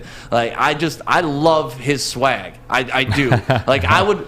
If I had Jim Harbaugh and Mel Tucker sitting in front of me, I would have a very tough decision. And they had no polo on. Like, there was no logos or anything. Right. It was just I would two have dudes a very tough there. decision about which man I would want to go play for, just because I love Harbaugh too. I've been a Harbaugh guy this whole time. I've had to defend him for years with people. Get rid of this guy, but it's the same thing. Like, for who? Right. For who's better than Harbaugh that you're going to bring in? Nobody. So shut up and help build the program, or move on. Stephen Baffey says no, because Michigan State's probably going to be more successful than Michigan in terms of Big Ten championships during the next 10 years. Miki says use some of that $95 million to buy some good players. I heard this morning Texas A&M has got boosters that are creating LLCs for companies, and they're going to recruits, high school recruits, and saying if you come to Texas A&M, this new company that we founded, We'll pay you a name, image, and likeness deal to promote the company. Where the hell did you think this was going to go? Like people are shady as hell. Of course it was Texas A&M, too. Yeah, but of course, boosters have been finding shady ways to get people money for years. Yeah. Now that they can actually do it somewhat above water, and they can actually say, hey, yeah, I created this dummy corporation, and we're going to pay this kid to come play for us, or he's the endorsement. This is where you knew it was going, and it's going to spiral out of control until they put some regulation on it. And that's why I love the fact that these kids can get paid off their name, image, and likeness, because they should. But the way they just were they didn't slowly open the gate. It was all right, Hoover Dam, let's go. Yeah. Everybody Everybody's getting paid. Whatever you guys want to do to come up with money to pay these kids, we're cool with it. There was no regulation, and it's going to get wild out there. But to your point about going back to Ishbia and going back to Mel Tucker, Michigan State's not losing anything in that. If Mel Tucker doesn't work out, Ishbia's paying damn near 90% of that salary. So why not do it? $95 million won't scare me if somebody else is paying $90 million of it. Yeah, absolutely. Braylon Edwards is making a way through the studio right now. The bottom line, 2-4 here on the Woodward Sports Network. And I'll have to tell Braylon after the show, you came up in the wrong time, man. You came through college. You came through college. What about 18 years too early, man? So. Yeah, or did he? Okay, see, breaking news, Woodward Sports. You got to think about that. Back in Braylon's day, like, he could go to a college party, he could go to a frat party, and ain't nobody there with the cell phones recording them. He could have fun. He could not say get away with things because Braylon is an upstanding young gentleman, but I'm saying I went to school about the same time as Braylon. I thank God that my college days are not captured. I agree with that. I was not Braylon Edwards. I was just a drunk kid on the 5th floor of Scheipel Hall at UAD. Yeah. Yeah, I mean, hey, we're all thankful about that. Let's just say it like that. We're all thankful about that. I guess, but for me, you can buy my freedom. I'll pay that price. I'll surrender my freedom for the right price, I guess. Yeah. But everything's for sale. Everything's for sale, man. You guys know that. You guys know how I roll. But you guys know how I roll too when I want to get a haircut, man. What my move is as far as when I want to get the haircut. Yeah, I think all of our moves around here, definitely Lady Jane's. The world headquarters is right here in Birmingham. Our studios are here. So you can come get your hair cut, get a nice neck massage, which is my favorite thing to do, and watch the Woodward Sports Network. You may see a Braylon Edwards walking by, or a Neil Rule, or, of course, the infamous Maz and the Flying Lion while you're just getting your hair cut. But Lady Jane's, it's a great time here. You can come in, walk in at any time. I'm one of those walk-in guys. I never really schedule my hair appointment. I just show up and hope for the best. And you know what? You can't miss. Even if you pick a random person to cut your hair here, they're all great. My favorite, though, is Alyssa, who sits right out here. So she's the best. But everybody here at Lady Jane's is awesome. So come on down, get your hair cut. Look good for 2022. This is your year to look your best. And it's wicked awesome. Hi, I'm Kay Cunningham. Working with Hall Financial to purchase my first home was easier than I could have ever imagined. They treated me like family from start to finish. Find out for yourself at callhallfirst.com. Start your new year with a new network. Woodward Sports Network is here. Detroit Sports. For Detroit sports fans. Woodward Sports is live now.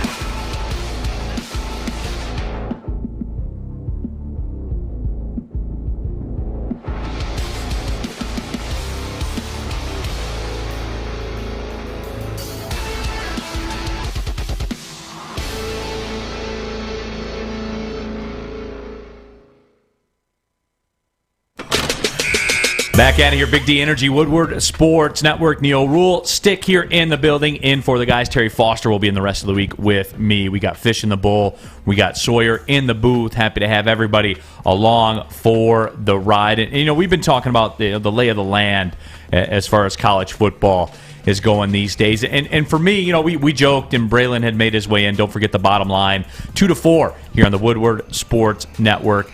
We had mentioned the fact that he was in and around. And Braylon, I have to ask you this question because we never really have talked about this before. Right. You were here. You heard me talk about what Texas A&M is doing right now with the boosters and point boosters and all this kind of stuff.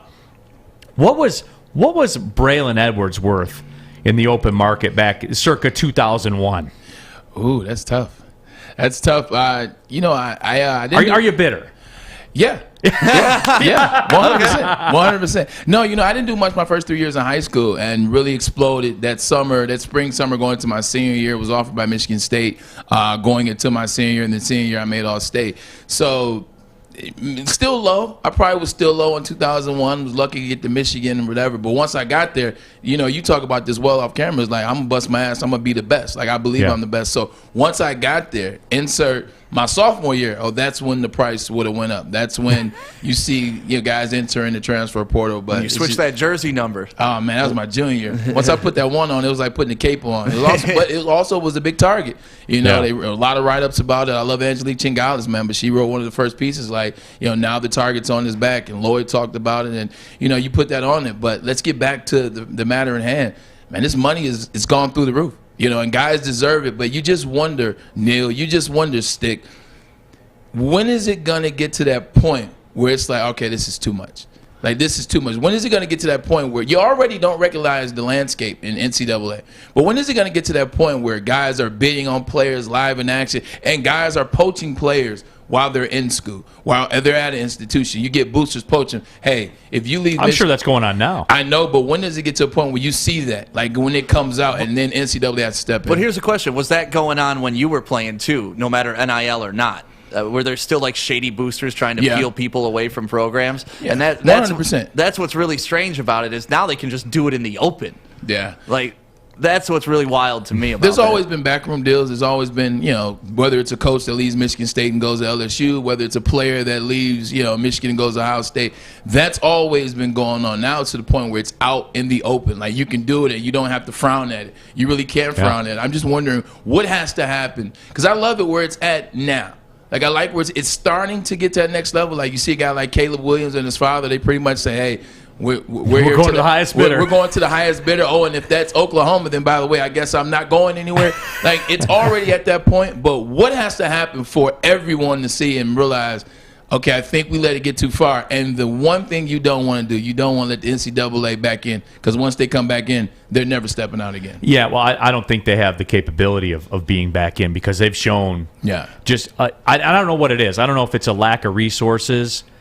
And when I say lack of resources, how can you say that when the chairman of the NCAA is making $2 and $3 million a year, right? But he's not chipping any of that off to bring in the infrastructure to handle all this.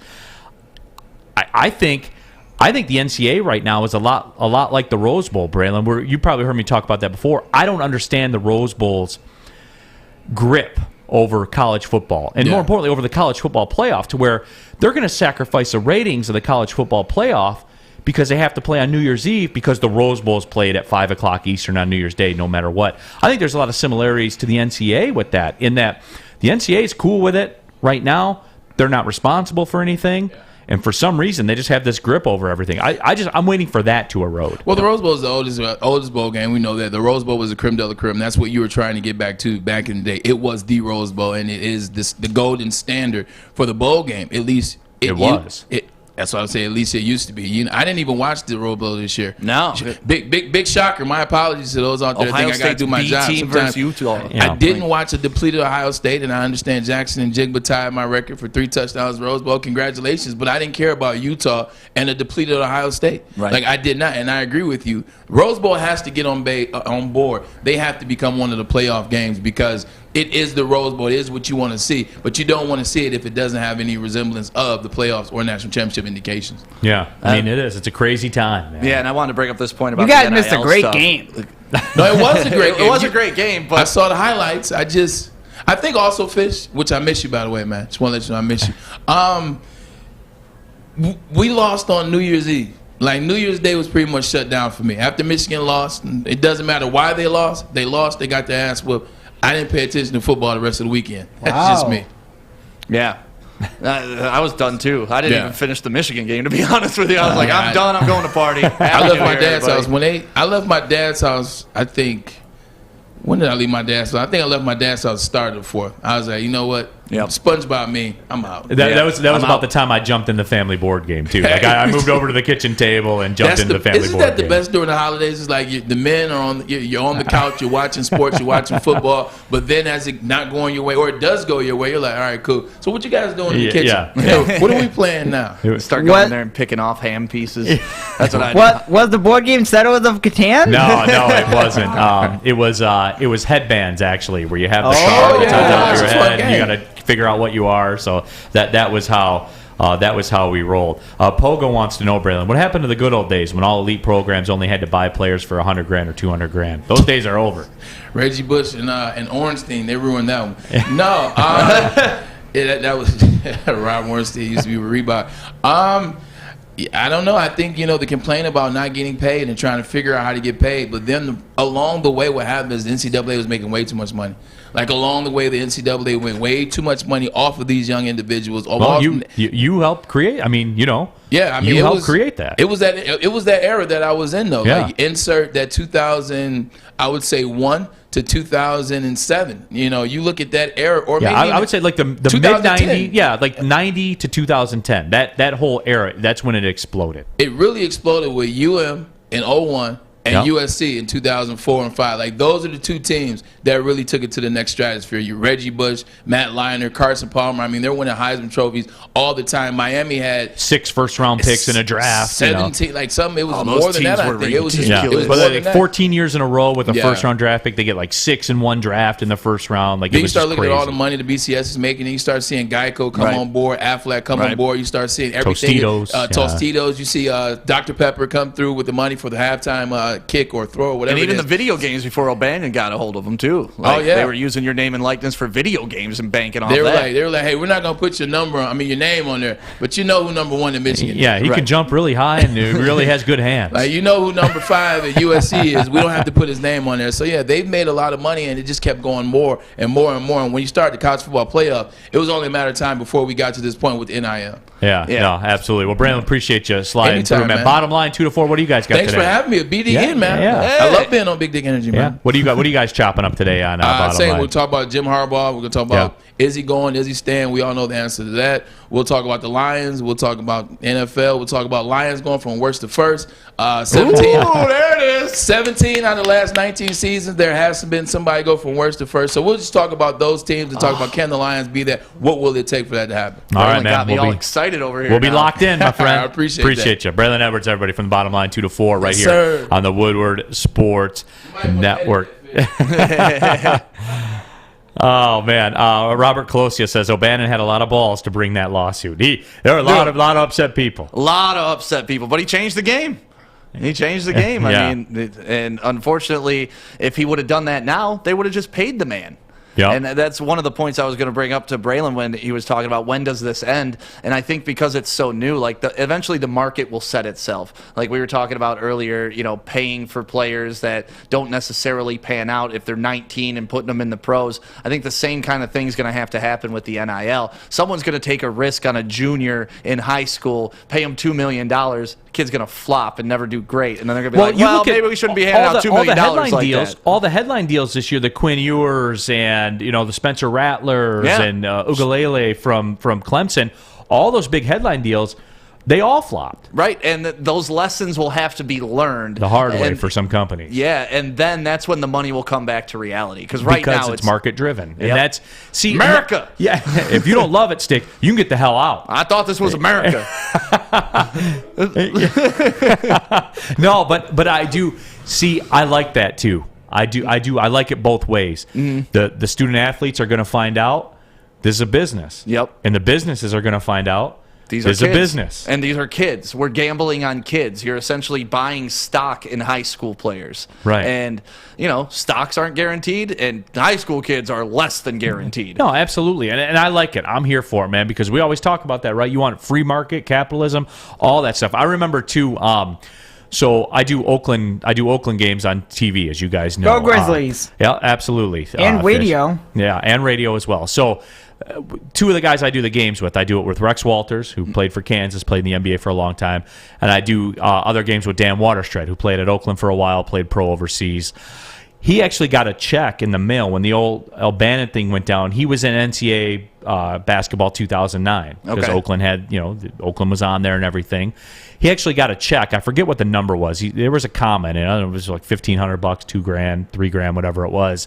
He got a check in the mail as a result of that lawsuit. Class action. Yeah, a class action lawsuit. So yeah, he got, they got a couple $1,000 out of the deal, which I think is right. I mean, everybody had that game. I played it.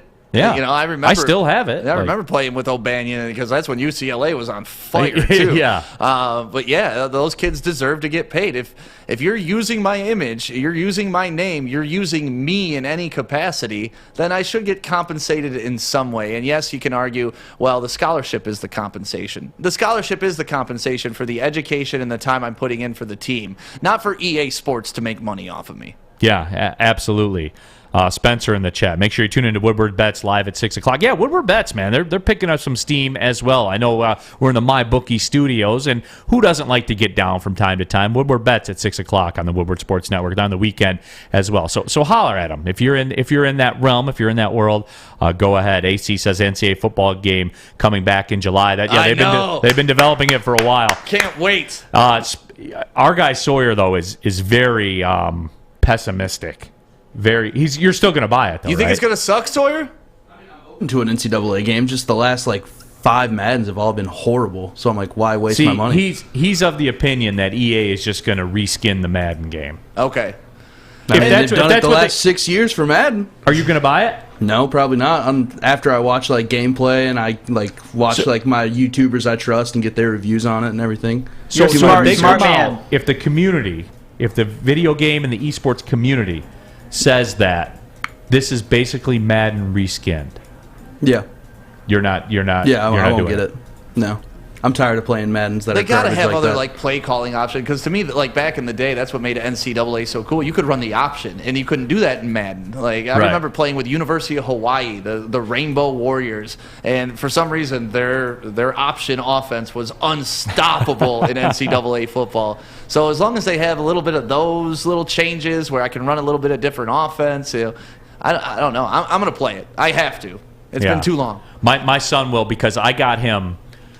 This was circa 2015 when they made the last one, the one with Denard the one with Denard on the cover, the very last one. Little did I know it was an investment at the time. I bought a used copy of it for $20 or whatever, and now to come to find out, you can get $80 or $90 for a used copy of the college football game. Little did I know it was going to be an investment, but he made himself in the game and went to Fraser High School and all that stuff and came all the way up through the ranks. I know that's big for some people that they have to do that too. Yeah, I will say the cool part about the old NCAA football games is even though they didn't have the last names on the players, there were still the people who would go through and create their own rosters and put them on the internet, so you could download just Stick Radio 35's NCAA 15 roster, and then literally every player has their last name, correct stats and everything. It was really cool. We used to do that. Or I forget. I think it was NBA Live 96. They couldn't. I know. I'm dating myself. I wasn't born then. But they couldn't have Jordan in the game. They couldn't have Barkley. They couldn't have a lot of the big players because they didn't sign on to have their name and likeness using it. Jordan was always the holdout. But if you went in and to the create a player mode and put in Michael Jordan, it would automatically populate 6'6", shooting guard, North Carolina, and so you would have these little hacks. You could go in and put Charles Barkley, and it would tell you exactly about Charles Barkley. Went to Auburn, so you could build these players after the fact. They just didn't come with the game. Jake Wegener says NCAA 14 had the best creative team ever of any football game of all time. Agreed. People are against the whole Madden situation right now. Tell me, we just have to boycott Madden.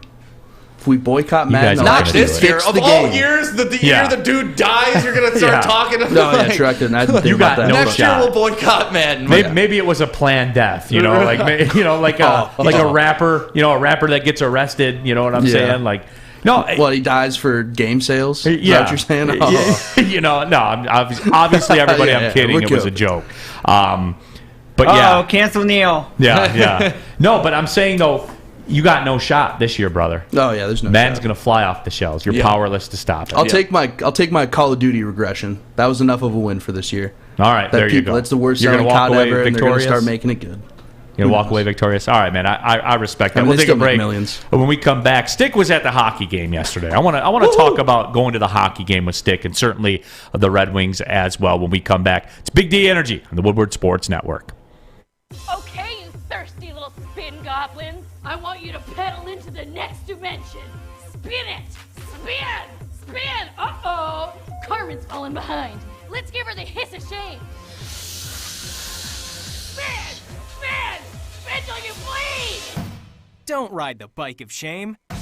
Come to Planet Fitness and find your own lane with tons of equipment, free fitness training, and no hissing. Join today for just $10 a month. Putting on a show here, and that's how you answer.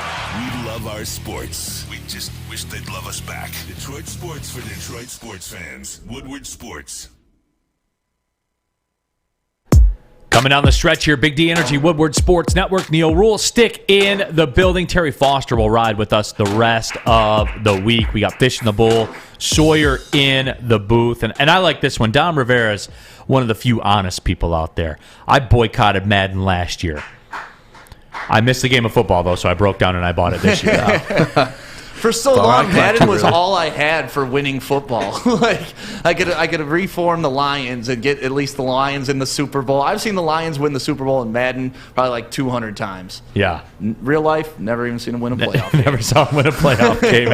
Absolutely. So there is that. Adam Morency says, Sawyer, let's not boycott Madden this year. Yeah, no. Yeah, after you said that, and right when it came out of my mouth, I was like, You're oh, so you heartless, idiot. Sawyer. Yeah, I'm like, I'm such an idiot. How could you be so heartless? Yeah, if I could retract like my YouTube comment, I would, but it's too late. It's out there already now. out there. Yeah, it's forever on the internet. It is. The radio and Twitter and Twitch. And, so now that you've thought about it, are you gonna crack and break it out of? You gonna buy it out of loyalty just for what it means to you in your childhood?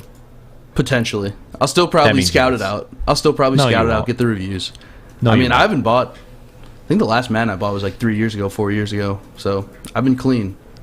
But I've been mad clean. Yeah. But you'll stand up and you'll get it. You'll take a hit again. Probably. Yeah, you probably will. Speaking of I hits, will say video games, change subtle things every year. I bet you that they're going to change nothing just because of Madden's death, and they're just going to say, oh, well, we can just sell the same game. They're probably going to stick Madden's face on it. No, they're going to do something really cool. You think they're going to do that? Like maybe add more commentary from him or like a coaching segment. You'll have to unlock something to Yeah. get the Madden the good old commentator DLC. game. Yep, there's going to be something really cool. They have to. That's what I if would they do. don't, after all this time, have like just hundreds of unreleased like recordings of him or him coaching, there's going to be some sort of special feature this year for sure. And I talked about it too when we did the whole Madden show. In the video game, when he would always say, he got up looking out his ear hole." That was always the one that that stuck with me. What do you got, Sawyer? I wouldn't be surprised if they added like a special retro mode or something that like if you play it, it goes back to like the basic controls of the first ever Madden game and like the graphic look. I know for the Halo Master Chief Collection, they did that with like the very first Halo game.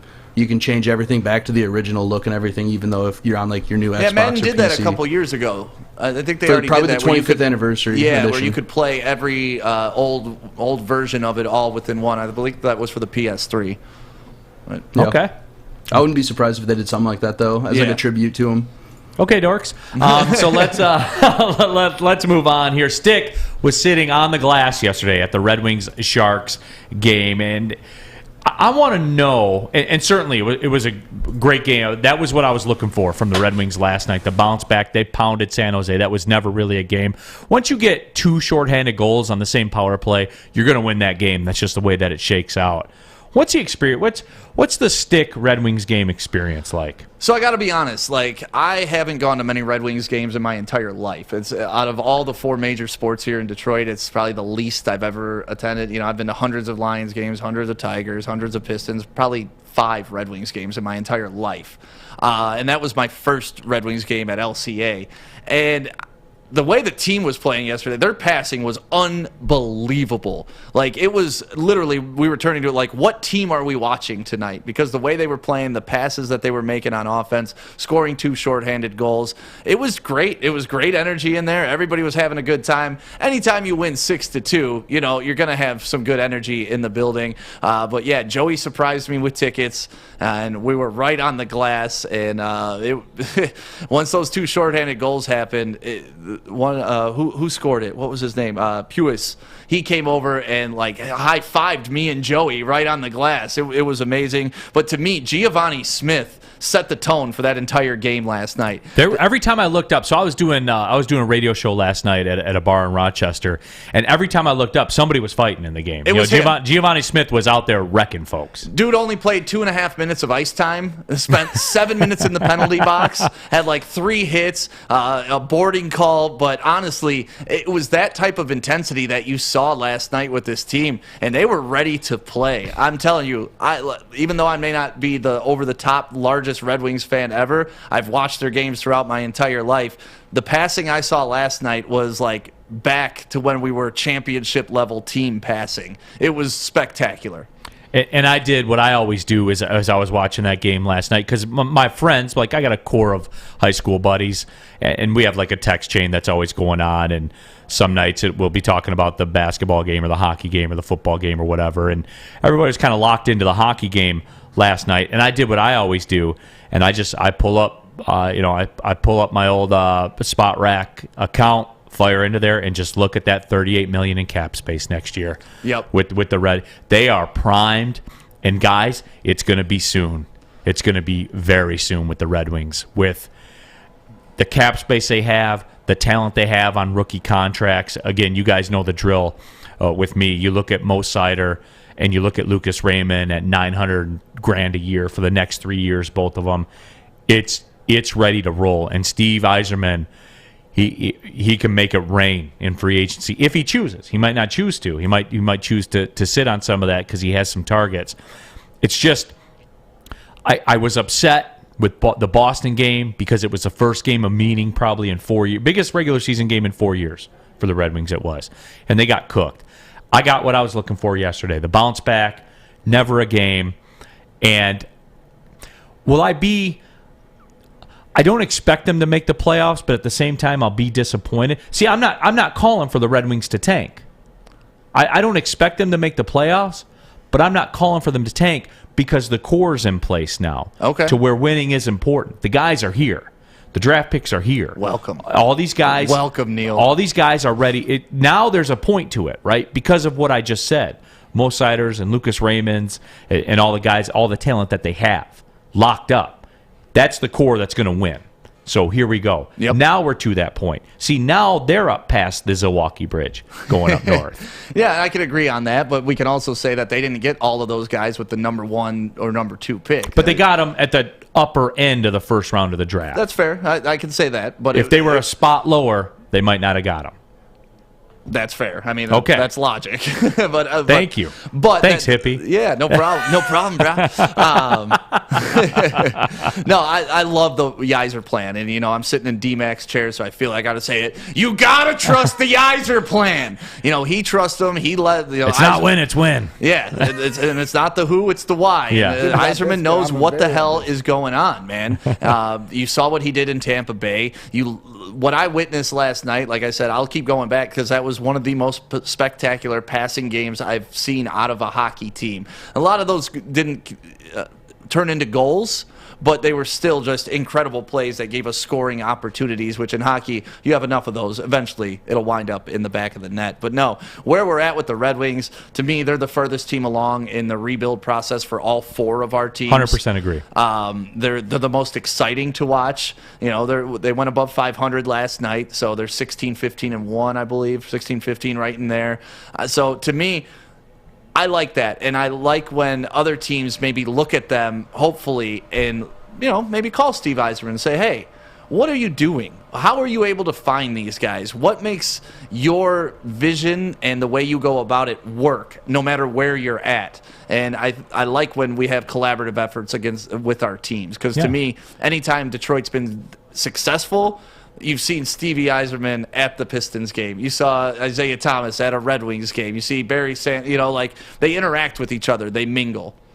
No, absolutely. And for me, it's been witchcraft, what he's been able to pull off. It's amazing when you don't have a bunch of stupid contracts on the books. And Steve Yzerman had to do the same thing that Brad Holmes has to do. There was a lot of cleanup that had to be done. Yep. Now, he was able to flip some of those guys into draft capital. Fast. As it were. But he did it quickly. And when you I don't want to say they committed to the tank stick, but ... they bottomed out.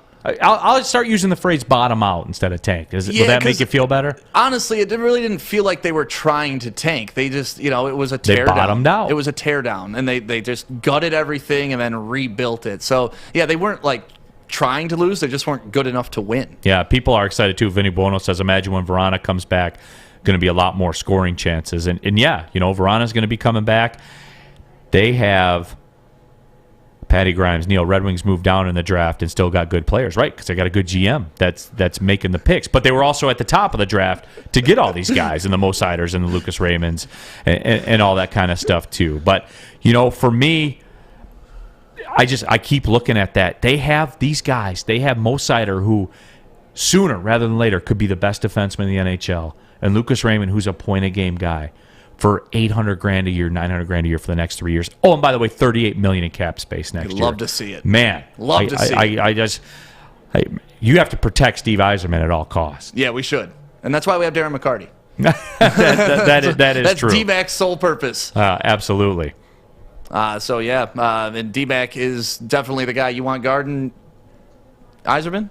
Absolutely. Who do you want guarding your home? That's what I was just going to ask you, Neil. Yeah. There's only one person I want guarding my home, and actually it's a collective group of people because they are watching round the clock 24 hours a day. And not only can you have that, you can control it all from the convenience of your phone. You can unlock your doors, lock your doors, check your cameras. It'll even give you carbon monoxide warnings and whatnot. And if you have a business, they'll lock down your business too so nobody can come in and take your stuff. And you know what? After the holiday, we all got some new stuff and we want to protect it. There's only one way to do it. You call this number right here. 1-800-STAY-OUT. Once again, that number is 1-800-STAY-OUT. Fish, I need to hear it from you, Fish. 1-800-STAY-OUT. Say it like you're a Canadian. 1-800-STAY-OUT. Stay-OUT. Stay-OUT in the hoose. Stay out. Yeah, so Canadians, give them a call too. 1-800-STAY-OUT. Stay out. Since we were talking hockey. Guardian Alarm, they're the best in the business. Give them a call today. Hi, I'm Kay Cunningham. I'm proud to partner with Hall Financial, the mortgage company known for 5-star service. Don't just take my word for it. Check out their 5,000 5-star reviews for yourself. Go to callhallfirst.com and get started with your 5-star experience today. The pros know. Go! Listen Monday through Friday for Big D Energy Live on the Woodward Sports Network with Stanley Cup champ Darren McCarty, former Lion Joik Bell, and the silky voice of Neil Rule. Final segment of the show here. Big D Energy, Woodward Sports Network. My name is Neil Rule. That guy is Stick. Happy to have him. It's been fun running with you today, man. I honestly, I've enjoyed our debates. I've enjoyed the conversation, and I always enjoy your random hip-hop drops. Oh, yeah. That's how I roll. Well, I got another one for you. We got Fish in the Bowl, Sawyer in the booth as well. Saw this at the Detroit Pistons game, and they debuted the Ice Cam at Pistons game, and, pretty Ricky. So icy out there was the crowd in attendance at Little Caesars Arena. And Sawyer, I know that... Oh, boy. See, there's a guy that's at the game with his girlfriend and not his wife. Right there. Right there. That's the... Look at him. He's like, oh, no. I'm caught. He's been spotted. I'm caught. Sawyer, what'd you think about the Ice Cam? Oh, I thought it was hilarious. I thought it was great. One of my favorite replies back to that tweet of the video was this one. There's just like all the robbers watching the game, everybody's just hitting the gym.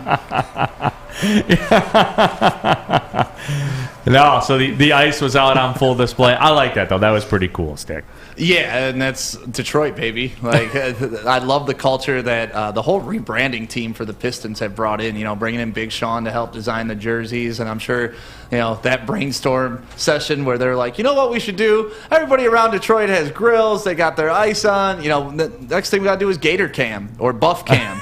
That's coming next, man. We gotta Detroit the hell out of this thing. Yeah, absolutely. Jake Wegener said Steve Yzerman told the band contracts to stay out, but he did, man. He went in and he flipped it out. He did, man. It's been incredible to see what he said. What do you got, Sawyer? Oh, no, I just watched the video and laughed. I just love it. Dude looks like Rick Ross. Yeah, it makes right you there, smile man. every time. Everybody's just eating it up so much. to let you guys in, behind the curtain a little bit. So Sawyer here on the show on Big D Energy, we cook up these show sheets, and it's like essentially, the topics that we want to hit on and what we don't want to hit on, and we'll do this if this happens and all that kind of stuff. And he put for this bit, for the Ice Cam at the Pistons, he said the Ice Cam's an absolute party. No wonder we beat the Bucks. That's right. Oh yeah, undefeated in the new year, right? Yeah, I mean, if I was Cade Cunningham and I was like drinking my Gatorade at timeout and I just see everybody doing this and just mobbing on the Jumbotron, I'd be so into play. Like, yeah, let's go. Some discussion, too, on the YouTube chat thread. They're talking about Zadina. Tammy Chin says Zadina was a healthy scratch. I'm getting concerned. Concern level's getting very high right now for my guy Zadina. Ouch. Yeah, I was a little concerned for Bertuzzi last night. He left the game, but then he came back and did his Bertuzzi thing. But yeah. Goals, and more goals. That's right. Yeah, I just don't. I'm starting to lose the faith, Fish. Don't lose it, Neil. Keep the faith. Dude, he's a healthy scratch, man. There's no bigger indictment than when you're a healthy scratch. You know what it is. Yeah. It's the good old word, load management. Do they do that in the NHL? I don't know. They do it in basketball. They do it in basically every sport now. Applying LeBron rules to NHL. I don't think I'm that shocked works. they don't do it in football. Yeah. Miki says, a team in the NBA did the bandwagon cam when the Heat came to town with LeBron. I can't remember which team did it, but it was classic. Awesome. That's a great idea. Awesome. That is fantastic. The bandwagon cam. That is fantastic. That's good. We had a drunk guy next to us at the Red Wings game, and he was a Sharks fan last night. Oh, ouch. And this dude, like, bloodshot eyes, like, sloppy as hell, but the stamina of an 18-year-old dude is just the whole game. Go Sharks! Go Sharks! It was unbelievable how long that guy was able to do that for. If you want to see some sports fans with stamina, go to the Michigan NASCAR race next year. Oh, the people boy. in front of us last time were just blackout drunk the entire time. But every time their driver drove by, just stand up, let's go, Cargos! Woo! And they're waving at them like they think they can see them. Like, So I think that's all NASCAR races. Yeah. That's not just Michigan's the closest, obviously. It wasn't that the they closest, were fans of but that driver. That was the only one they could formulate the words of at that time. I'll tell you this one, DCFC too. They put one on for a game. Oh no, they get it in. Yeah, there's the no Northern doubt. Guard, those guys go hard as They hell. they can handle it though. Like they're battle tested. Yes. You know what I'm saying? Yeah. No, the game I went to this year, those guys were having Mr. fun. Nero, are you aware how many drinks they have before the game? I know they go to the Foaling Warehouse before the game. I'm sure a responsible amount. Yeah. I mean, Fish, I'm doing television. Like, we're, doing television. I know, but like you're not doing it before segments. you're doing it before the game? Yeah. Okay. We're recording halftime segments, recording the opening, all that kind of I know stuff. how many drinks I had when I went to the DCFC game. A lot? That was around 6, and it was delicious. See? Some highballs. There you go. Ooh, It was fantastic. awesome running with you today, Stick. Appreciate you pulling Thanks up for on having me, here. man. Yeah, every time. We got to get that. We got to get that on a more regular basis. There is no doubt. Lots of good discussion had. Appreciate Fish. Appreciate Sawyer. More than that, all of you that chimed in and took time out of your day to watch Big D Energy right here on the Woodward Sports Network. Thanks for watching. Thanks for listening. Well, see you later. Big D.